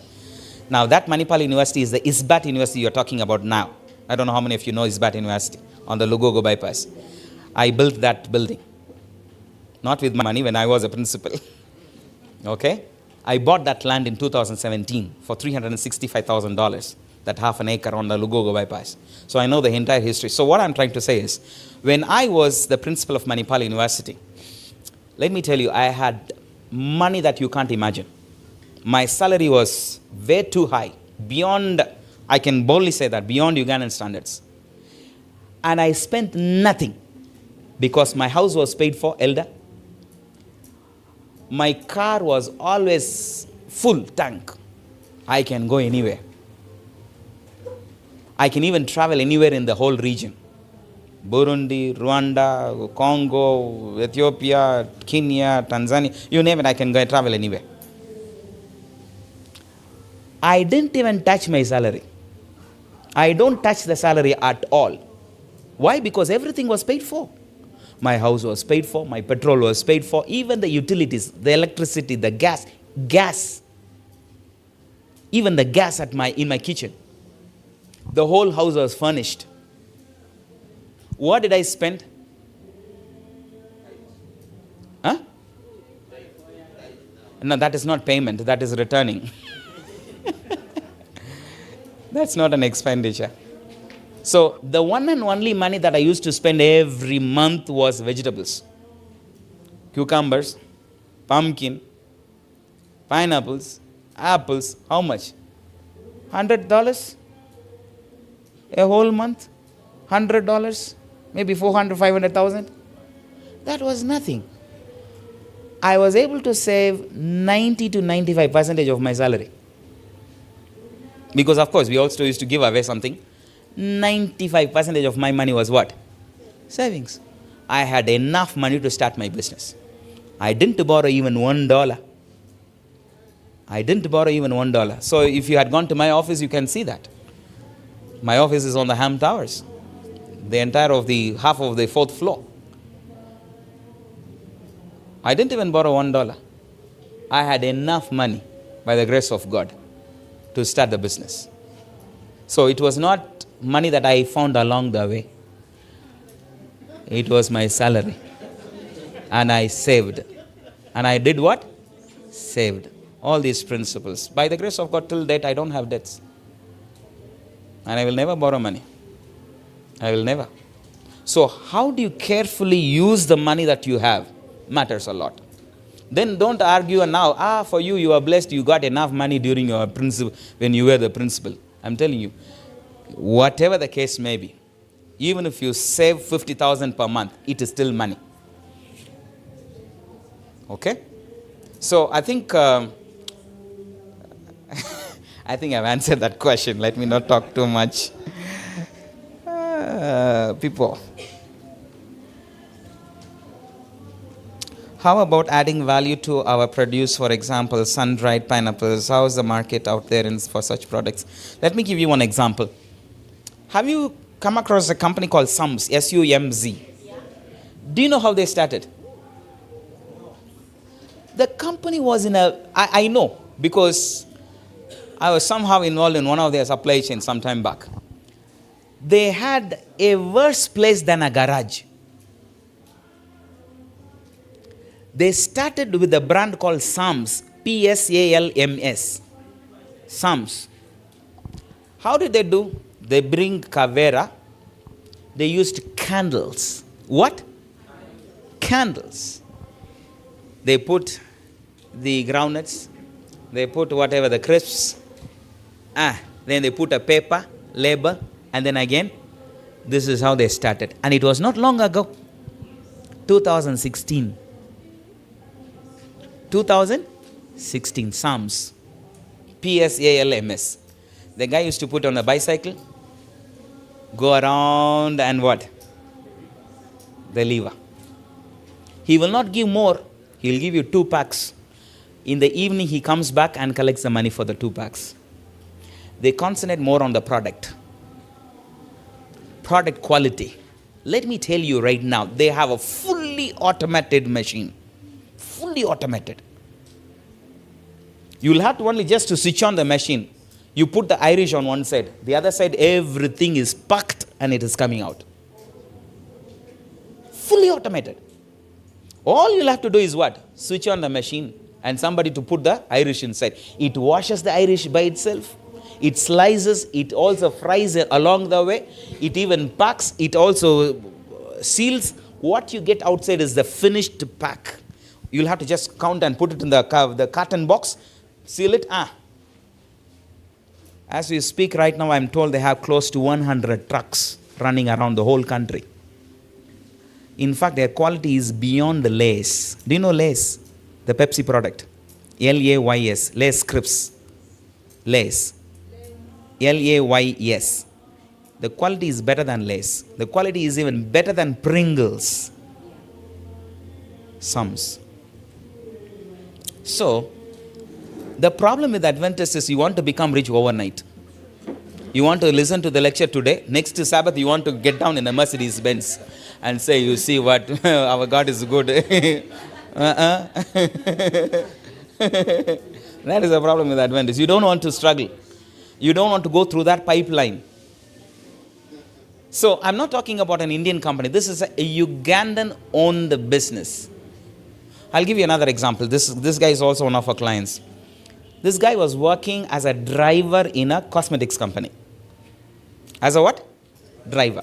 This is 2020. I'm talking about 2020. The guy was a driver. And the company where he was a driver, the owner of that company I know, because they were our buyers. I mean, they are our clients. So, out of nowhere, the owner of that company, he called me and he said, I don't want you to supply goods to, let me use a name, Isaiah. I don't want you to supply goods to Isaiah. I was like, who is Isaiah? First define who is Isaiah. You don't know. He was my driver. Okay. Your driver is Isaiah. So now why should I not give to Isaiah? What is the problem? No, you come, we'll discuss. I said, okay. So I went to the factory. I went to his factory. The guy was running like mad. He was running up and down. And he was like, he didn't even greet me. Do you know what this Isaiah has done? Who the hell is Isaiah, first of all? The guy was like, no, this guy Isaiah, he has deceived me. Okay, I left him to speak. So what is the problem? He started another company, cosmetics company. So what? Anybody can start anything. No, I don't want you to supply goods to him. Okay, but me as a supplier, I'm open for anybody. So what exactly is your problem? Do you know what? The guy has got 4 Pro Box within a week. Is that your problem? 4 Pro Box within a week. So the problem here is, now as I speak, he has got so many trucks. He started the company when? 2020. He started his company. He is making body lotion, the hair gel. What else do you have? Women know. The what? Hair laxer. Hair laxer. Then what else do you use? No, this guy, yeah, he makes shampoo, conditioner. So he has got about good range of products. So I went to his factory also. It is somewhere in Kabulengwa. You know that there is a big hill with nothing on top. It's only his factory that is there, which is a small house actually. It's not even a factory, it's a house. So the guy is there. My dear, as we speak right now, the factory is fully automatic. I won't mention the brand. And his brand you can see in almost every supermarket today. When did he start? 2020. Who was he before? A driver. You can ask me, how did he get the Pro Box? Now, when he was a driver, he had access to the bonds. So he went and spoke to the bond guy. Look, I need 4 Pro Box. But I'll give you money every month. Relationship. That's why I told you, money is not required for your business, for you to start your business. Social capital. People must trust you. Can people trust you for 1 shilling? That's the question. So the guy who was a driver, now since he was a driver and he went to different places, he knew where his master was buying the goods and raw materials. You get? Now he comes. I didn't even know that he has an account in our company, but he has already started buying goods. Are we together? And the guy is prompt in paying. So later I had to call him and tell him, okay, what is your monthly requirement? I'll give you 30 days credit. Because when he grows, I'm growing. I gave him credit at that time. So what I'm trying to say is, it is a myth if you think that you need money to start business. And it will be a myth for you to borrow money. Sometimes your social capital can mean a lot. So how do you build that trustworthiness? Of course, as a driver, probably he had built that trust with all those guys, with all the suppliers. So I think you need to do your homework. I will not be able to tell you how to add value to the produce that is available in Uganda. Because that is your question. How do we add value? You find out.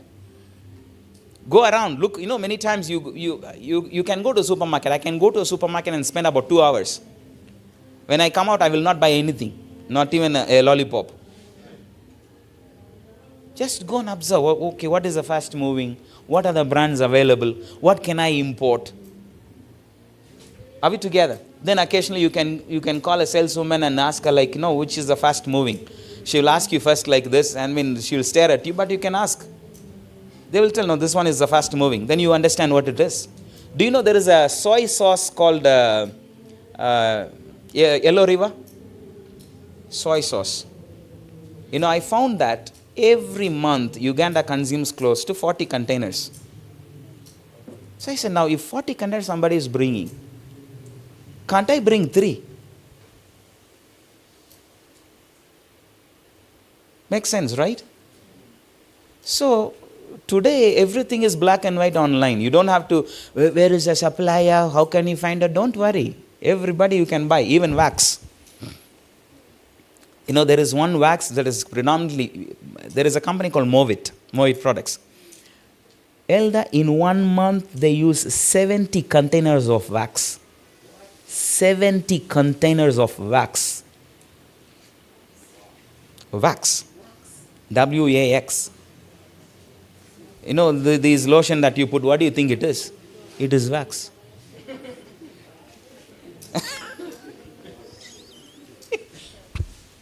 Wax. So, sky is the limit. So you need to find out where you can step in. There was a time I got a call from UNBS, a quality officer. He called and he was like, can't you bring citric acid? I have people, UNBS guys, they know all the factories. So he was like, if you bring citric acid, I can guarantee you 10 containers every month. Citric acid. So you'll have to go out and explore. For you are always on Facebook, dancing and then seeing how many likes, what. Then you go to God and say, Lord, I am empty, please fill me. How will you fill even?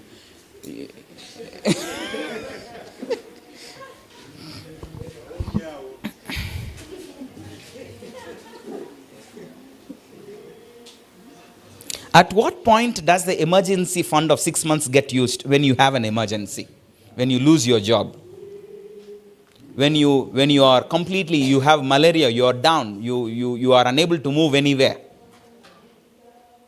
So emergency fund is not to be used. It's a buffer. It is kept there. It is sealed off like the 7 seals. When John saw this, they said, don't open. A time will come when that will be opened. Like that. It is sealed off. So, if you are a spendthrift, you will say, okay, I have some money for 6 months, let me touch that. You will be finished.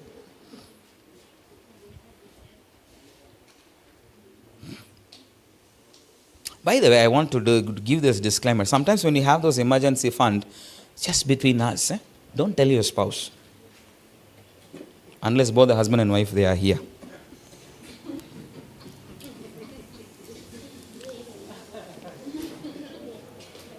What are some of the modern businesses, especially online, that you can advise us to invest in and to tap the growing economy? Most online employers like Upwork don't employ Africans. That again takes us back to the element of trustworthiness. It's a myth that Africans are not employed by some of the online companies. No. I can give you a list of people right from the church, even Muslim members who are working online. And I know a guy who graduated from Accra as a radiographer. He abandoned his radiography job. Now he is full-time software developer. Works only online. At home. No office. No going to work. No fuel. No transport. No tear gas. Nothing. He sits at home at his own pace. He will do the job. He will sleep. He will work. He will sleep. Money is coming. For every hour he gets about $40. Every hour. Every hour. Recently the guy came. He graduated, I think, about maybe 2 years ago. 2 years ago. So recently he came to me and asked me, Elder, I have about 250 million. I said, okay. You mean you got the 250 million within the 2 years? He said, yes, Elder. I want to invest. Which was the best option? I said, go and invest on rentals. Get 250 million, you can get wonderful rentals. So that will be a very good avenue. So at least you have planned for your early retirement. Already you are retired. You get. So I think, don't live in some myths that Africans are not trusted. Who are you? You will have to gauge yourself. What am I? Who am I? Am I trustworthy? Sure. Show yourself and people will begin to trust, and I'm sure that will be done. And what are the online businesses? You see, online businesses it's a bit tricky. I won't encourage anyone to jump exclusively online. Of course, most of the businesses are done online, but you need to have the brick and mortar concept, because that works better in Uganda, unless you become Jumia or take over Jumia. Because some of these online companies that you see, they are not just small companies. They've invested millions of money. Okay, so it doesn't just come out overnight.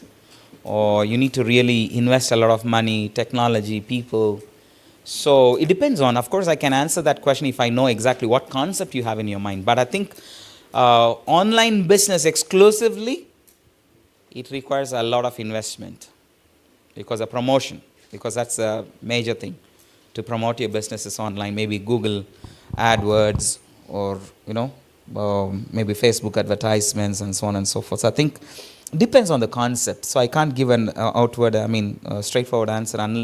But I can just tell you, online business, you'll have to think twice. Unless you have a strong concept for promotions. Otherwise, survival will become difficult. I think looks like I've almost exhausted most of the questions. Okay.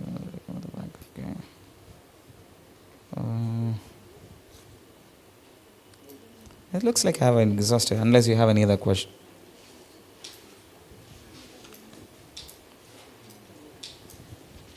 All right. Unless you have any question verbally, then I will take maybe one or two questions and we shall wind up. Any one question? All right. Thank you so much. I really appreciate. This is the second edition of Entrepreneurship Talk. We shall look forward, God willing, if I'm alive, edition 3. Thank you so much. I'm really honored. I'm so pleased to come here to share what the Lord has blessed me with. And if I had blown my trumpet too much, forgive me. It was just used as an example, but usually I'm not that kind of a person. So forgive me if you felt that I have blown too much. But where you have gained, I thank God, I give Him glory. Because what God gave me, I want to share with our people. Because I always want to be there, available for church first. I always put church and God's work first. And because my logic is when I do God's business, God will take care of my business. Amen. I strongly believe and advocate that. So I always give importance to God's business first. All the other businesses will come, and He knows how to handle them. Amen. Yeah, so thank God. And I also want to thank the elders and the leadership of the church. And I want to congratulate you for becoming a church. I couldn't come here during that time. But I want to thank God for the progress that you have made as a church. And it is our prayer that soon you will go to your own home and God will bless you abundantly. Thank you so much. May the Lord bless you, and thank you once again. Thank you.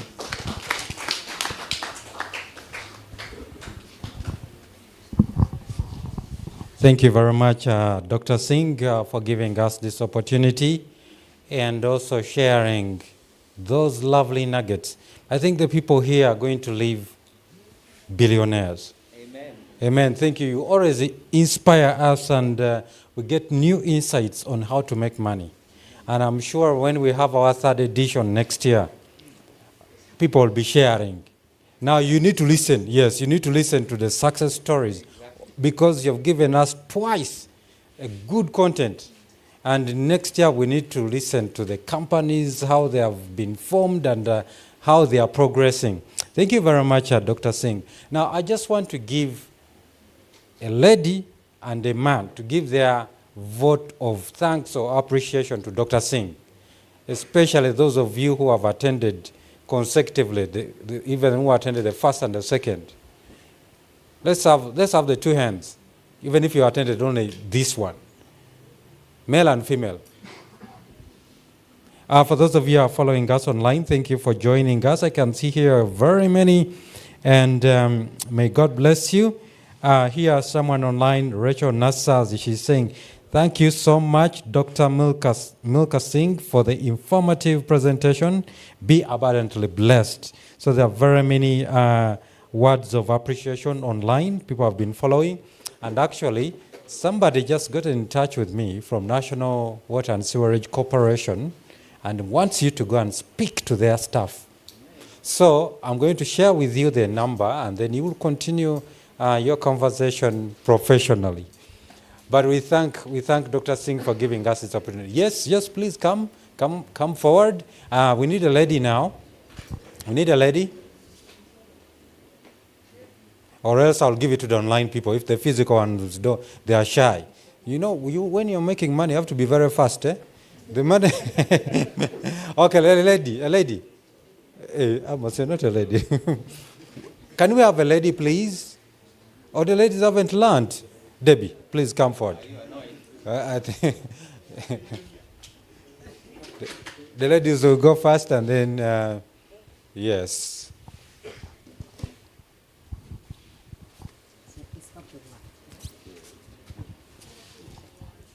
Yeah, thank you so much, Dr. Singh, for the lecture. It's always beneficial.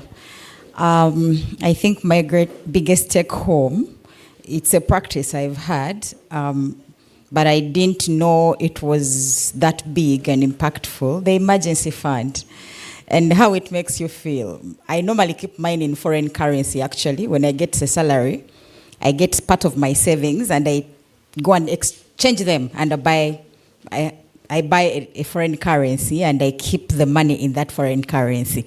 Well, the justification for me was, in case the UGX crashes, I have somewhere to start, you know.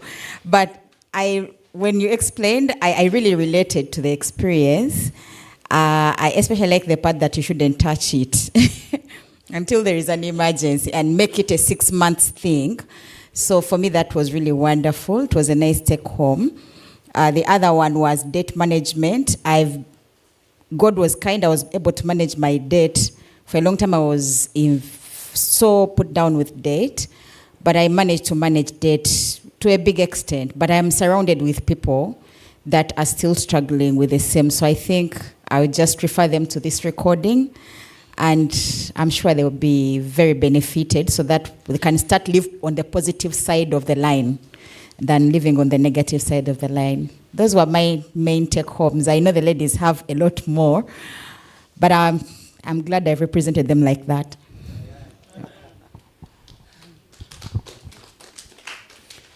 Thank you so much. I'm so delighted to be here, most especially this church.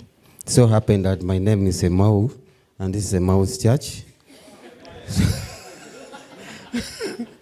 So I'm so much blessed to be here. I've been invited by my brother, Richard. Richard, stand up for recognition. Yes. Richard is my brother, and he loves this church so much. I think him and his family, they worship from here. And I would like to hand over him to Professor. Please, Professor, keep watch on him. Because he's an upcoming convert to be, You understand what I'm saying? He loves this church. All the children, the wife, they're all worshiping from here. Doctor, I'm so blessed. This is like we have ever met at Kampala Central. It so happened that Kampala Central was my church. Then I went to Bunga Central. Then from Bunga Central, as you know, you have to leave your comfort zone. Then I've constructed now near Zirobwe. That's where now my home is. So he told me, please come tomorrow, don't miss. We have a good session. Come. So I had to drive from Zirobwe to here for this lecture. So I'm very blessed, and I know I've gained a lot. I own a school. I started a school in a humble beginning, but what have come to know, I've been doing a disservice to myself. Most of the time I could pay all the workers, but I don't pay myself. Now today, I believe I will first take the fattest part, first put aside for saving. Then I start now seeing how to manage the remaining ones. So I'm so happy. It's a long time, but I know you from Kampala Central. We have been there for some time. But I never enjoyed you like today. I think today has been the best I've got from you. So, as members, these are my words I can say. I'm so blessed. But please, Professor, take care of Richard. Thank you.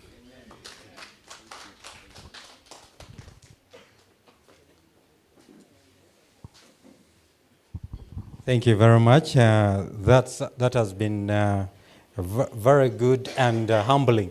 Our MC was supposed to be Dr. Katerega. Dr. Katerega, please come and give us a few words, and you will also pray since you were officially the MC of the Congress, Men Rise Up. And then thereafter, we'll be able to disperse. Yes, thank you so much, Professor. Thank you so much, Elder Singh, for sharing with us those beautiful words. I have interacted with Elder Singh on a couple of platforms. I've invited him to Mbale a couple of times, and he has accepted. I thank you for that. Thank you for always responding to God's work. And of course, I was not feeling well because of this finger, but I had to come to attend this session. Yes, thank you so much, Elder, for accepting and loving EMMAUS. I believe next year for our 3rd edition, we are going to be billionaires. Yes, I want to thank, and I want to inform my fellow youth, if you always have a challenge, please you can contact Elder Singh. He's someone who responds to emails at 3 a.m. I think he has not told us when he sleeps, but when you send him an email, he will surely respond.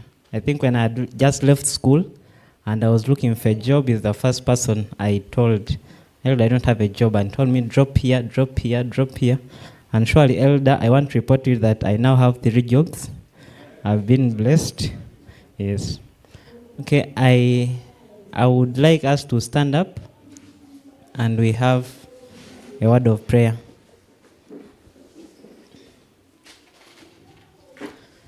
Let's pray. Our Father in heaven, we thank you for the gift of life, Father. Father, we thank you that you've brought us to convene in this place. We want to thank you for the words of wisdom that we have learned from your servant, Father. Father, I want to pray that may these words not have fallen on the rock, but on fertile grounds, Father. Father, I want to pray that may we be Christians that are going to glorify your name, Father, financially and socially, Father. Father, I want to pray that may you bless the work of our hands, Father. May whatever we touch be blessed, Father. Father, I want to pray that may you forgive us of all our iniquities, Father, and may you prepare us for thy second coming. Father, as we leave this place, may we be dismissed with thy blessings. In the name of Jesus Christ, I would have prayed. Amen.